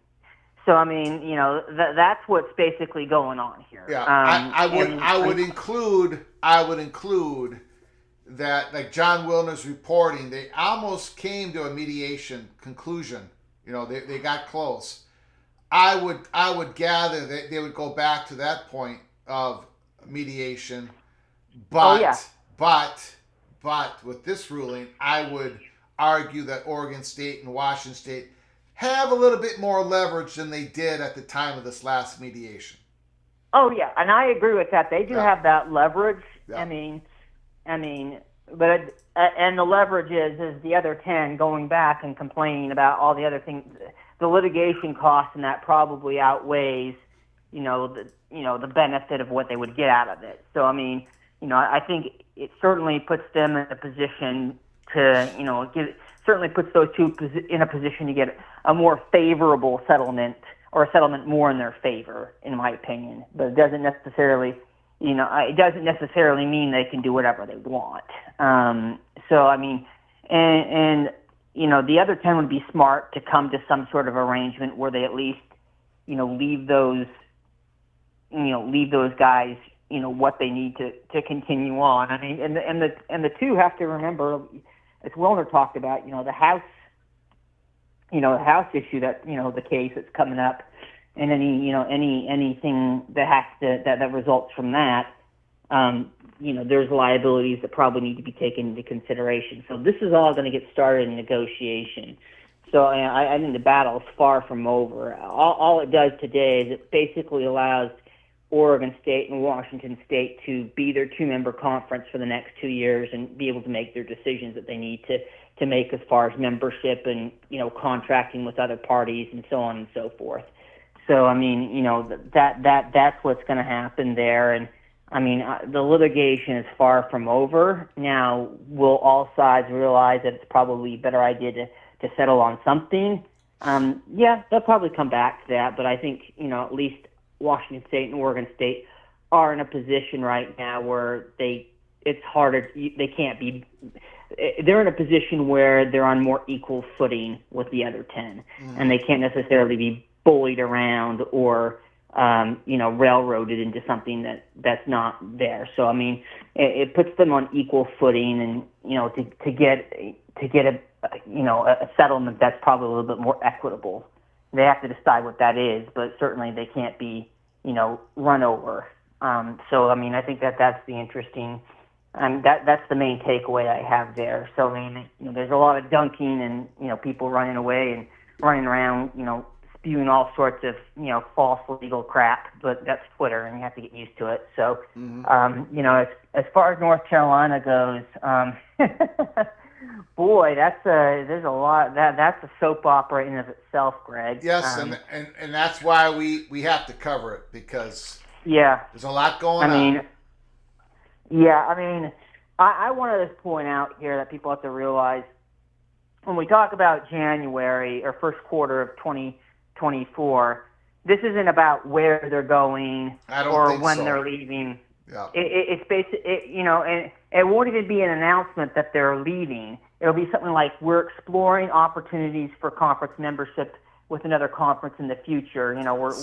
It'll be something because they're going to learn from this Washington State, Oregon State PAC, departing 10 mess too, because they're going to want to try to preserve whatever votes that they can or power they have too. So, I mean, Clemson and Florida State are going to be very careful in what they say. So, I I agree mean, with you. you know, I agree. they're soft. We could be wrong, but I agree. Yeah. I mean, I think the announcement is the big announcement that probably will happen in that first quarter is probably the announcement of some new investment partnership that both have. And, you know, that will be sort of a prelude to settlement. But, you know, no negotiations happen. I mean, nobody comes to the table until they know the other side has the money. So, I mean, you know, the ACC has no reason to negotiate with them until they know until they actually have the money to negotiate something. So, you know, I think that will probably facilitate something if it's announced that the investment, you know, in the private equity world, you know, nobody goes out making the investments until they've raised the capital. So, I mean, you know, the ACC will come to the table at that point. But I think the first quarter of 2024 is more about announcing the backing and not necessarily the departure. Now, the states might try to do their own thing. I mean, the AG in Florida and other states, I mean, they'll try their different things to, you know, probably put some pressure on the ACC to settle for a lower number than what they could get. But the settlement, the actual settlement, is probably 7-8 months away, and only until that settlement happens, will the Big Ten and the SEC get involved. Yeah.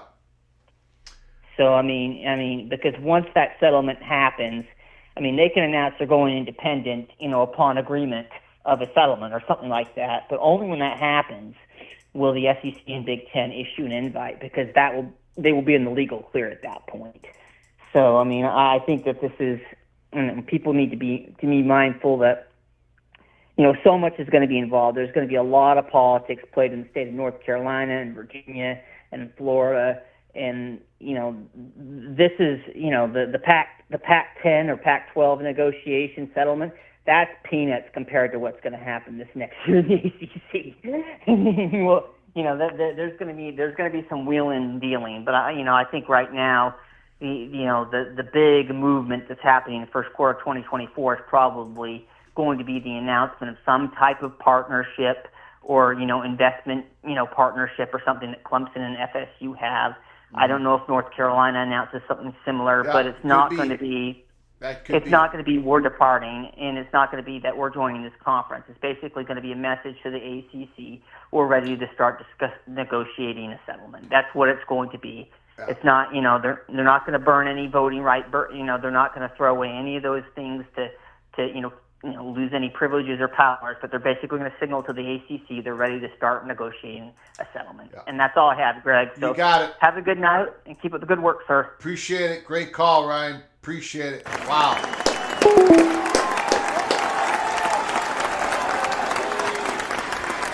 Great call by Ryan. Breaking news. This is from the NCAA. Given an unprecedented decision by the courts early this week, the NCAA has reached an agreement with the states to convert the temporary restraining order into a preliminary injunction through the remainder of the 2023-24 NCAA championship season, as this is the best outcome for multiple time transfer student athletes wishing to compete immediately. This action provides clarity for student athletes and member schools for the remainder of the academic year. Any multiple time transfer student athlete who competes this season will be subject to the same eligibility and use of a season of competition rules as all other student athletes. The NCAA, they blinked. So if you are a multiple transfer student, now this is really going to take effect of, basketball, baseball, softball going into next spring's championships. If you transferred for a second time without being a grad student, without, having your coach being fired or he left on his own or whatever, Normally, you would not be eligible to play for your softball, baseball, basketball team or football, but we're getting to, different, we're getting into other sports here. This is going to mainly affect the spring student athletes. Those multiple transfers now can play and don't have to worry about it. Don't have to worry about their teams forfeiting games or they lose their eligibility, whatever. So for now, it's like, you have the now there's complete total freedom in the transfer portal for these sports going into the spring. It's great news for the student athletes and all, but man, oh man, do we have to get our arms around this stuff. It's crazy. It's absolutely crazy. Son of Sarek, I'm still very skeptical that any team will break the grant of rights prior to 2028. I agree with you. I don't think this is about breaking the grant of rights. I think this is settling on it. Having some settlement that's best for all parties, that all parties can be satisfied. And that itself is going to be a huge hurdle. We'll see how it works. But I agree with Son of Sarah. It would surprise me if somebody went to the courts and actually broke this.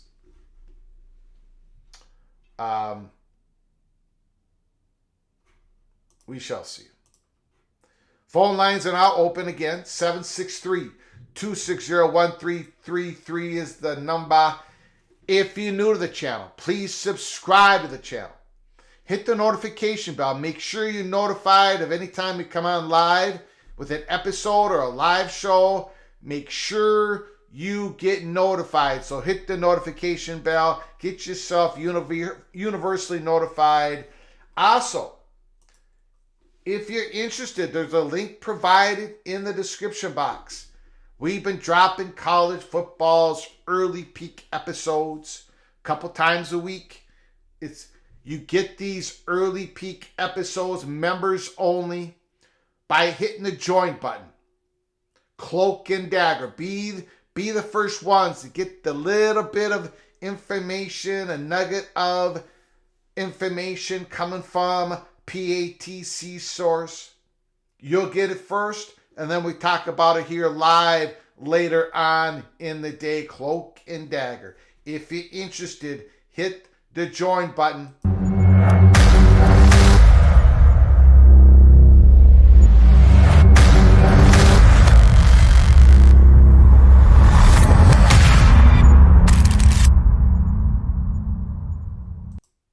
All you got to do is hit the join button. Gopher, Tough Tony Gopher. Tony says, John Anderson hanging up the cleats after 42 years. The legendary baseball coach, the manager of the Minnesota Golden Gophers. He's finally hanging it up after this year. What a legend. What a legend. Holy smokes. It'd be interesting to see who the Gophers get for the new manager. But John Anderson, Mr. John Anderson, job well done. All decades of being the manager, clean program, a winning program. How many times did the Minnesota Golden Gophers win the Big Ten championship in baseball? A lot of times. A whole lot of times. Especially for the most northern Power 5 school in the United States of America. An incredible job, Mr. John Anderson. Now, the last couple of years haven't been too kind. Yikes. But previous to that, the Gophers were always challenging for the Big Ten championship. And they made a couple good runs in the NCAA tournament. But anyways, appreciate it, Tony, for your support, your generosity to this channel. Thank you so much, Tony. Appreciate it.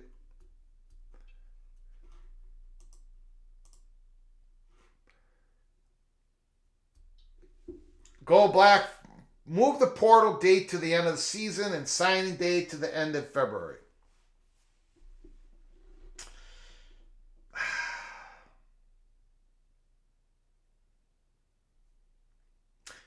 That sounds decent. I know one of the battles between the Big Ten and the SEC is that early signing period.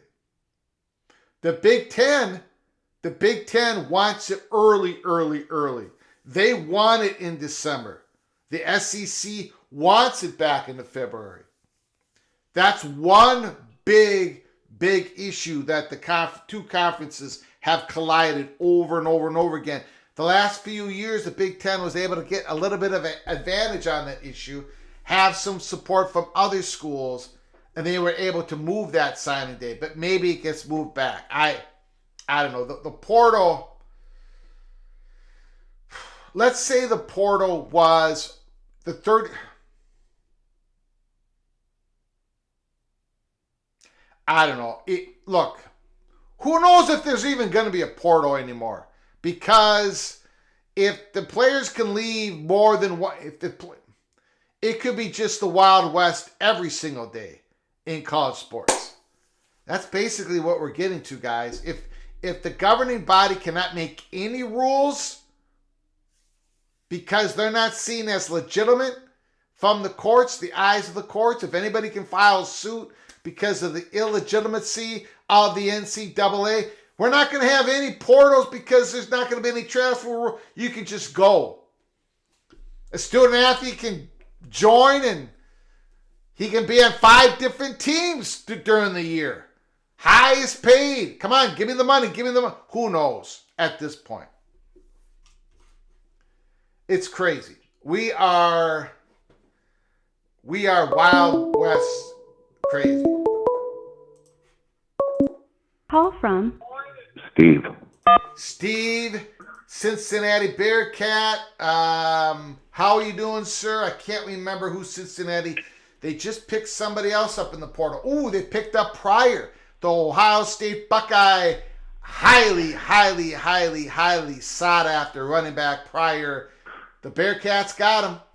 The floor is yours.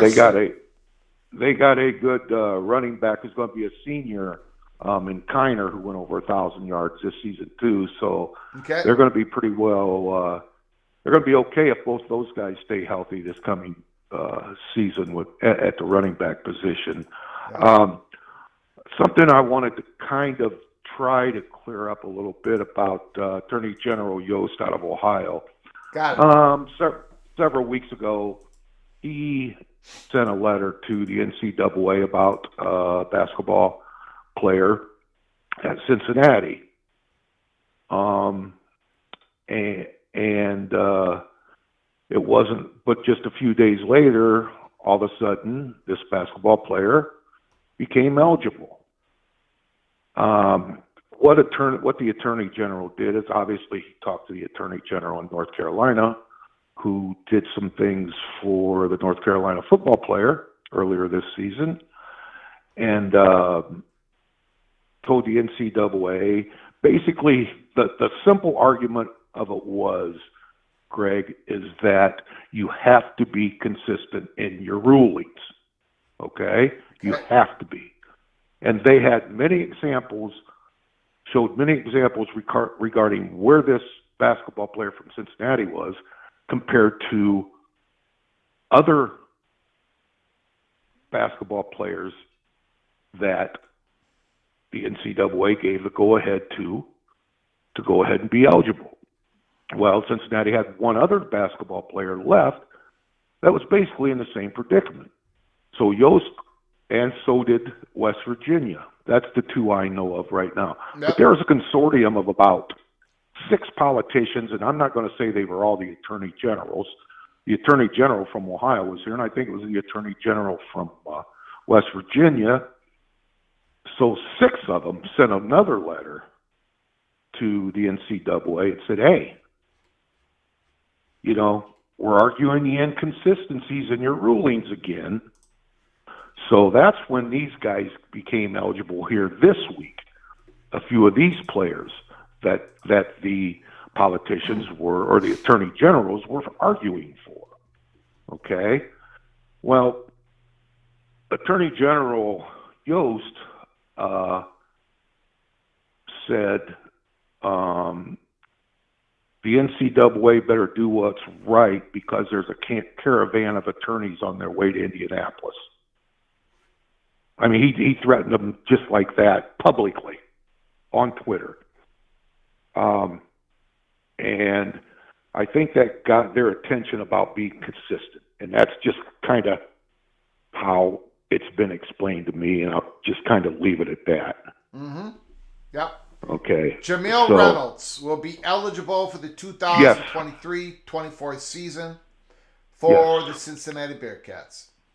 Yes. Now, there were Azango, or whatever. He became eligible a couple of weeks ago for Cincinnati. Yeah. Okay. Mm-hmm. Or 3 weeks ago or whatever. But anyhow, the young man who's a very good player at West Virginia has also become eligible. Now, what I was reading prior to today was the caveat that, hey, if this player decides to play, the NCAA says in 14 days,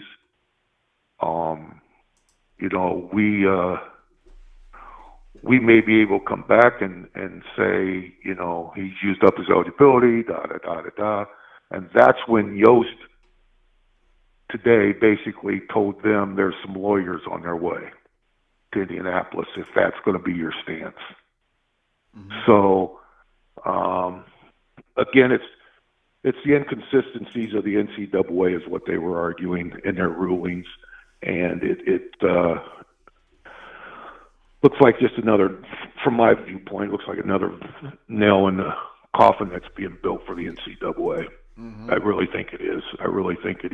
But anyhow, something else, I got a couple questions for you, Greg. With the Florida State, Clemson, North Carolina thing,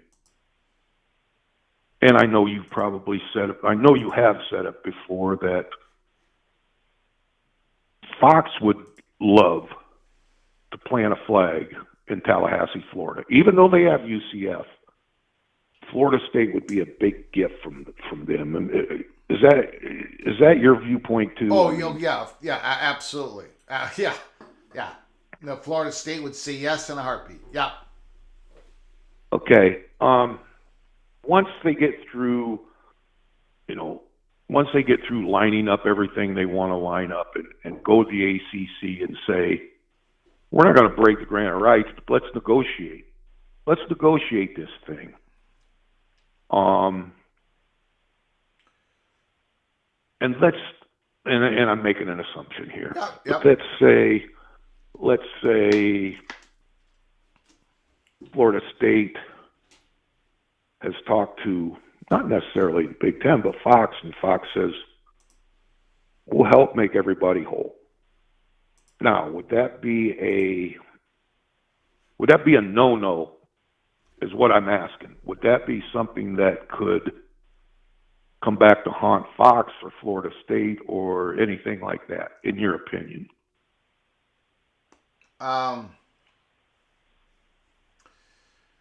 It might. I mean, any kind of collusion, anything. You know what I'm thinking, I think Greg? it would. I think it would. I don't think that's how this is going to go down.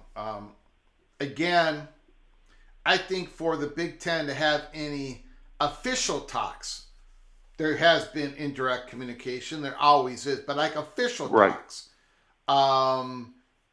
Florida State's going to have to clear their way of the grant of rights. They're going to have to get the settlement before. I mean, Florida State would have a good idea what their value would be with the Big Ten and the SEC. But for Fox and everybody to officially get into all this,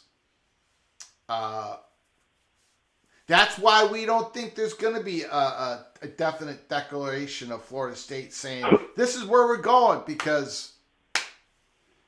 Right. I'm not saying they would announce, hey, we're going to the Big Ten, we've talked to Fox. Yeah. But, as far as, the Oregon-Washington thing, Fox was lurking.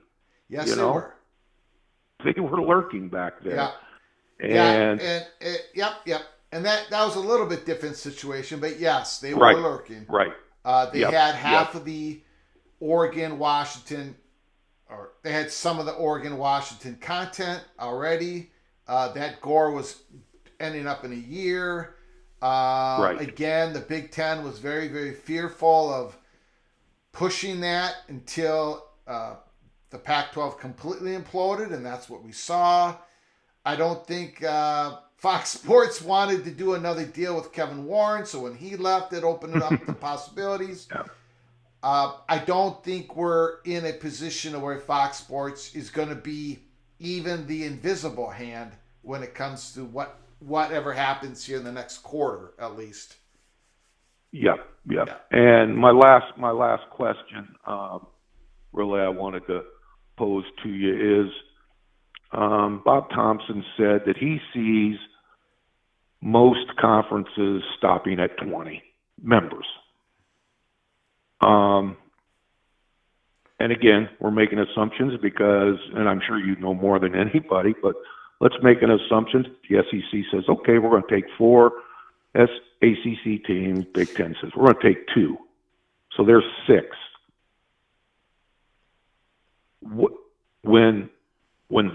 If that would happen, Yep. would ESPN go, well, we're getting 4 because they're going to the SEC. That doesn't hurt anything.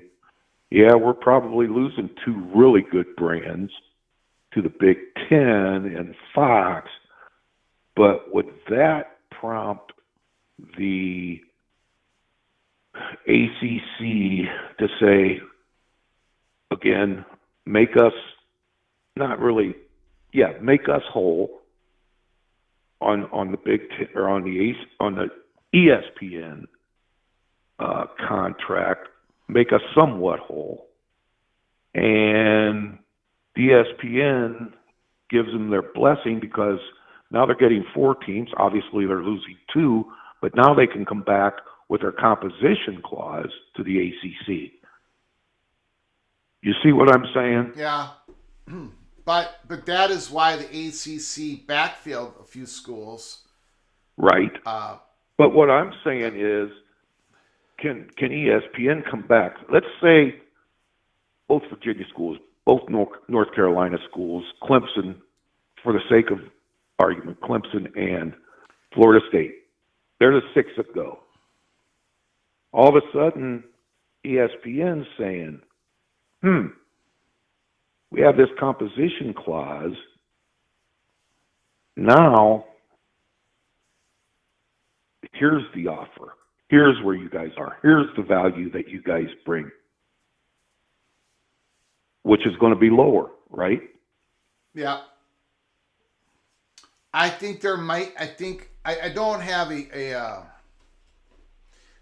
lot of people would argue. I know we have some great callers. I think JD would be one of them that said the composition clause would be affected, that ESPN could renegotiate. But I don't have a clear answer for that great question. I really don't. Like, what I'm would just happen? saying I don't know. Is my answer.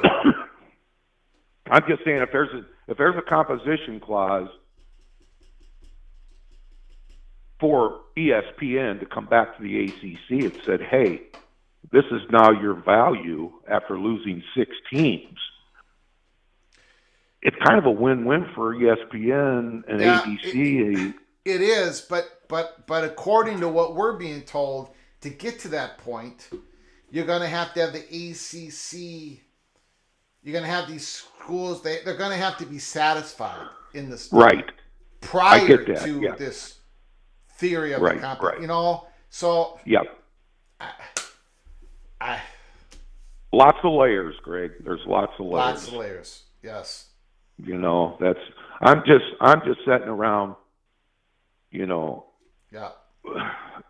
Who do you and this is my last question, I'll get out of here. Yeah.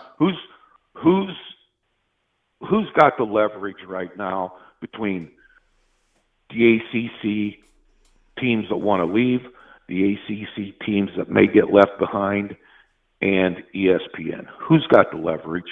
Well, Who's sitting there? The ACC teams that are being left behind, they have the leverage. Yep. They're going to have to Okay. have to be made satisfied, and Right. the Right. That's how I see it. Yeah, the incentive, the thing that Florida State and North Carolina and Clemson and possibly a couple others have that maybe they did not have 2, 3, 4, 5 years ago is the fear. Is these ACC schools having the fear that they could lose their autonomy status in the years ahead, right? A controlled implosion of the ACC, if it's done correctly, if everyone is satisfied, that would mean that the Boston College of Syracuse, you can list off 6 of them, they would secure their autonomy future. Kind of like what the Big 12 just did.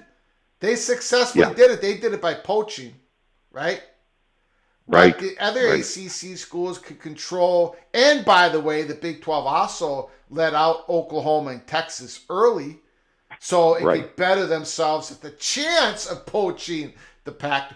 Brett Yormark played every card in his hand correctly. Yes.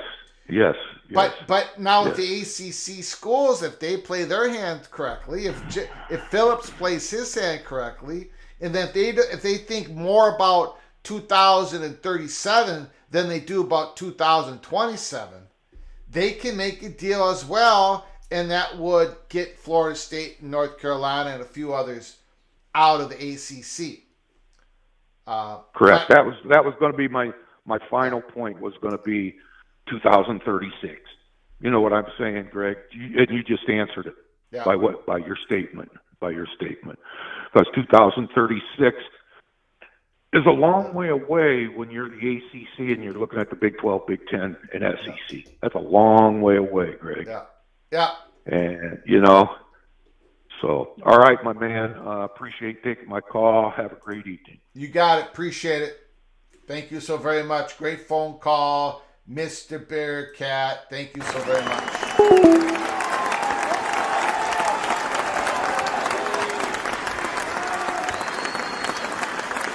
I'll get to your comment in a second, Sergeant Pickles. Ryan Willie, thank you so much for your super chat, for your generosity to this channel. Thank you so much, sir. In my opinion, the constant revolving transfer will ruin college sports. There's a lot of things that could ruin college sports. That's one of them.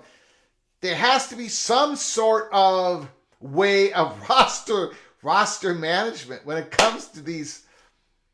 Again, whatever the governing body is has to get legitimacy in the eyes of the courts. And if that means that at some point it's got to be a collective bargaining agreement between the student athletes and the conferences and institutions. That's my strongly held opinion. And it's been that way since episode 1 of this channel and before that. But anyways, Ryan, thank you so much for the super chat. Appreciate it. Sergeant Pickles, just catching up. University of Washington's further north than Minnesota. No, it's not. Check the, what do you call that? The latitude. Give me the latitude on the University of Washington. Give me the latitude on the University of Minnesota. Give me the latitudes and put it in the chat. Anybody put down the latitudes. Is that the right correct way of saying it? The latitude. Put down the latitudes of University of Washington and the University of Minnesota. Thank you for the super chat, Sergeant Pickles. I appreciate it. $1.99. Thank you so very much. You got to remember something. When you're looking at the map, that can't be right. Washington, 47 degrees north. Minnesota, I'm looking that up. That cannot be possibly right. Let me take a check here. I'm going to have to do it on my own here. I don't believe those figures.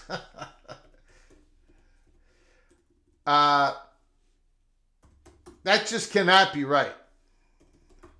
For example,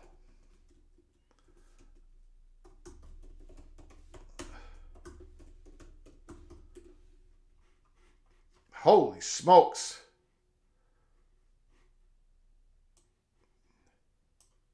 Okay, let me write this down.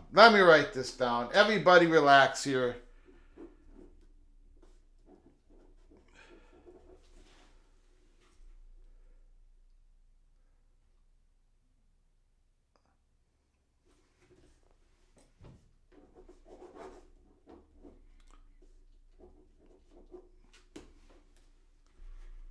Everybody relax here.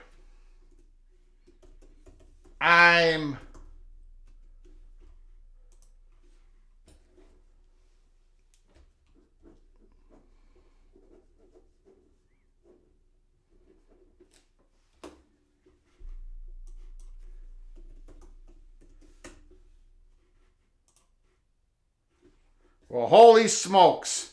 Sergeant Pickles is correct. I got another thing here. Hold on, everybody. Hang on. Oh, yeah. Okay. Gonna have to take the L. Okay. Let me put it this way. Greg, use the northwest angle. Let me put it this way. Minnesota is colder than the University of Washington. Can we agree on that? Now, because we already done that on the show. We've already done average temperature of Seattle, Washington, and Minneapolis, Minnesota. We've already done it in certain segments of the month. So put that down. I would tell you this. Northern Minnesota, the very tip of northern Minnesota, the border of Minnesota and Canada is farther north than the highest region of the state of Washington. That I know. Bow down to Washington. Oh, you guys are killing. Minneapolis is a little bit south Minnesota, no question about it. Okay. Thank you so much for the super chat, Sergeant Pickles. Congratulations. Again, your host is not all that smart. Chris Hughes, super chat. Thank you so much. How does the 2026 college football playoff affect Fox Sports' ability to pay for the addition to FSU and Clemson if they're going to via for distribution rights? I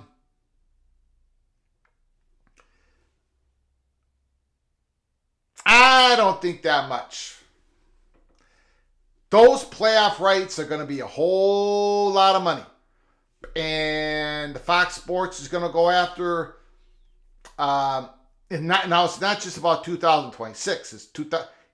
In fact, it was reported, I can't remember who, but they said they're looking for a 10-year, the media companies are looking for a 10-year deal, 2026 to 2036. They're not looking for a 3, 4, 5-year deal. They want 10 years.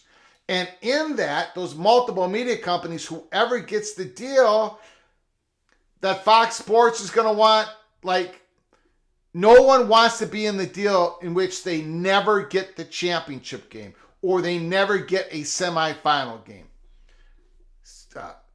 Amazon, CBS, whoever, everybody, of course, that includes ESPN, they want a crack at a semifinal game and the championship game, probably multiple ones during the length of the contract. That's why if you get multiple media partners into this deal, which everybody wants, probably except for ESPN, they want a long deal. So my answer is no. I don't think whatever happens in the ACC implosion, if Fox Sports can bring those schools on, or whatever schools on as part of the Big Ten media rights deal, I don't think it has any effect on Fox Sports' ability to pay for some games in the playoffs for the next how many years. Great question, Chris. Appreciate it. Appreciate the generosity to this channel. Thank you so very much.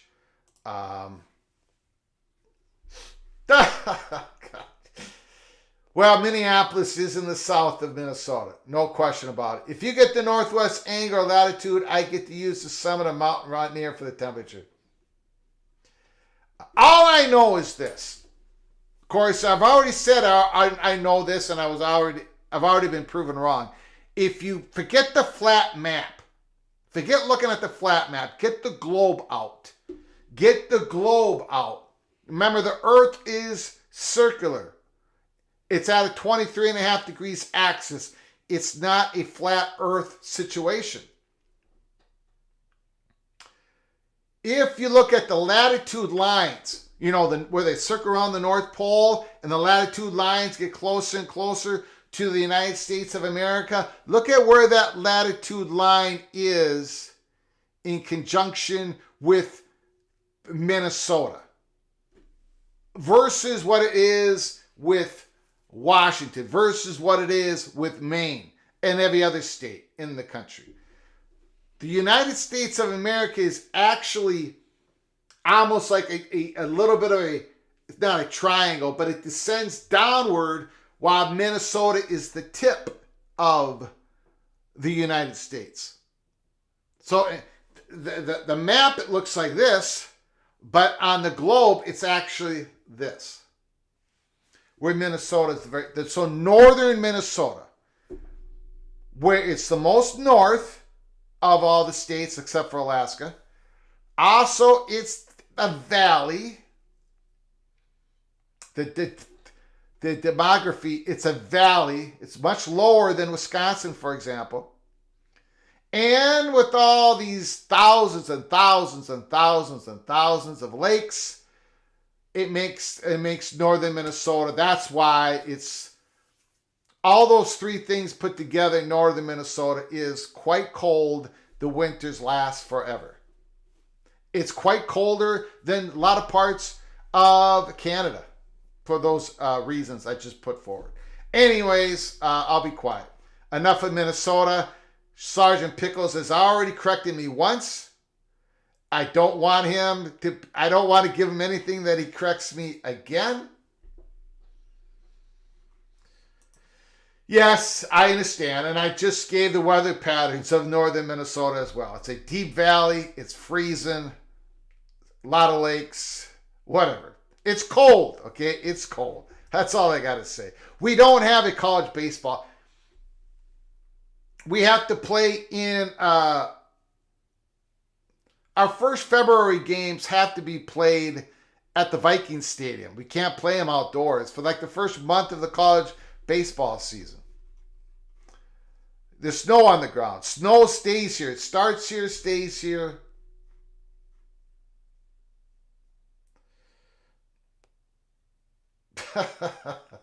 Don Scruggs, I could never live anywhere where the average temperature drops below 70 degrees. Wisconsin gave up on baseball. Yeah, it's just Minnesota has a long history. You know, the baseball here is pretty good. Not like Oregon State, but it's pretty good. Minnesota won the baseball World Series a couple times back in the 50s when Minnesota was winning. Minnesota has won baseball, World Series baseball. They've won national championship in football. They've won hockey, men's and women, a bunch of times. They've never won basketball. They went to the Final Four, and that's been erased from history. That has been erased from history because of scandal. They've won it in wrestling. They've won it in track and field. Okay. Breaking news. Lincoln Riley has been rumored to be the next coach of the Chargers. I don't know about that. I don't know if any...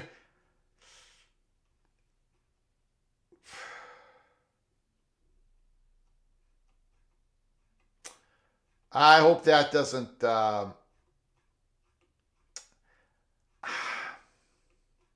We shall see. We shall see.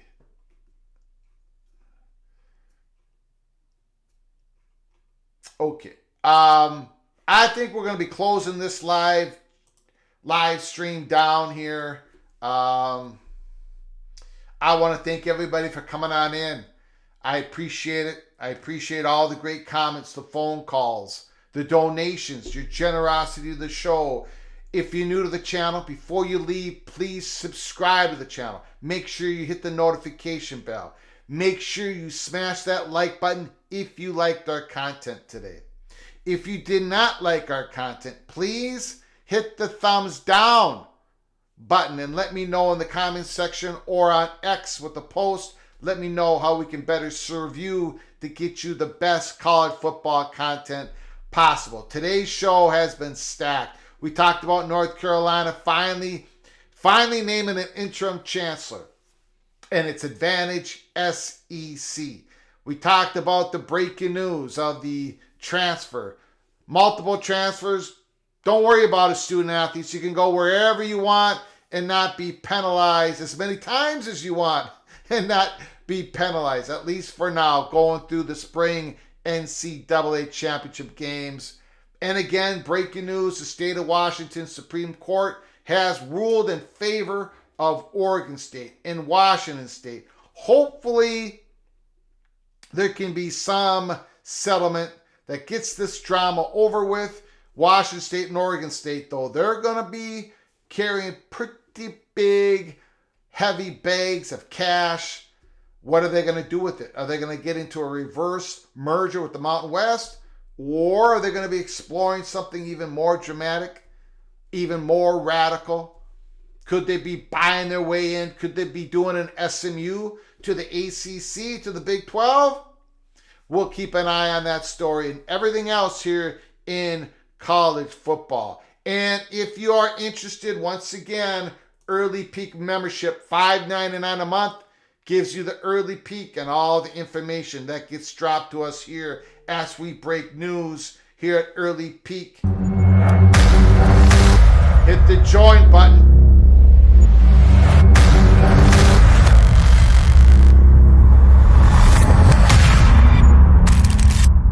If you're interested, hit the join button. Go to the link provided in the description box. There's also a link provided to our website. College football's peek around the corner. Go to our merchandise store. Pick yourself up a cloak and dagger, mug, trucker hat, t-shirt, you name it. It's there at the merchandise store.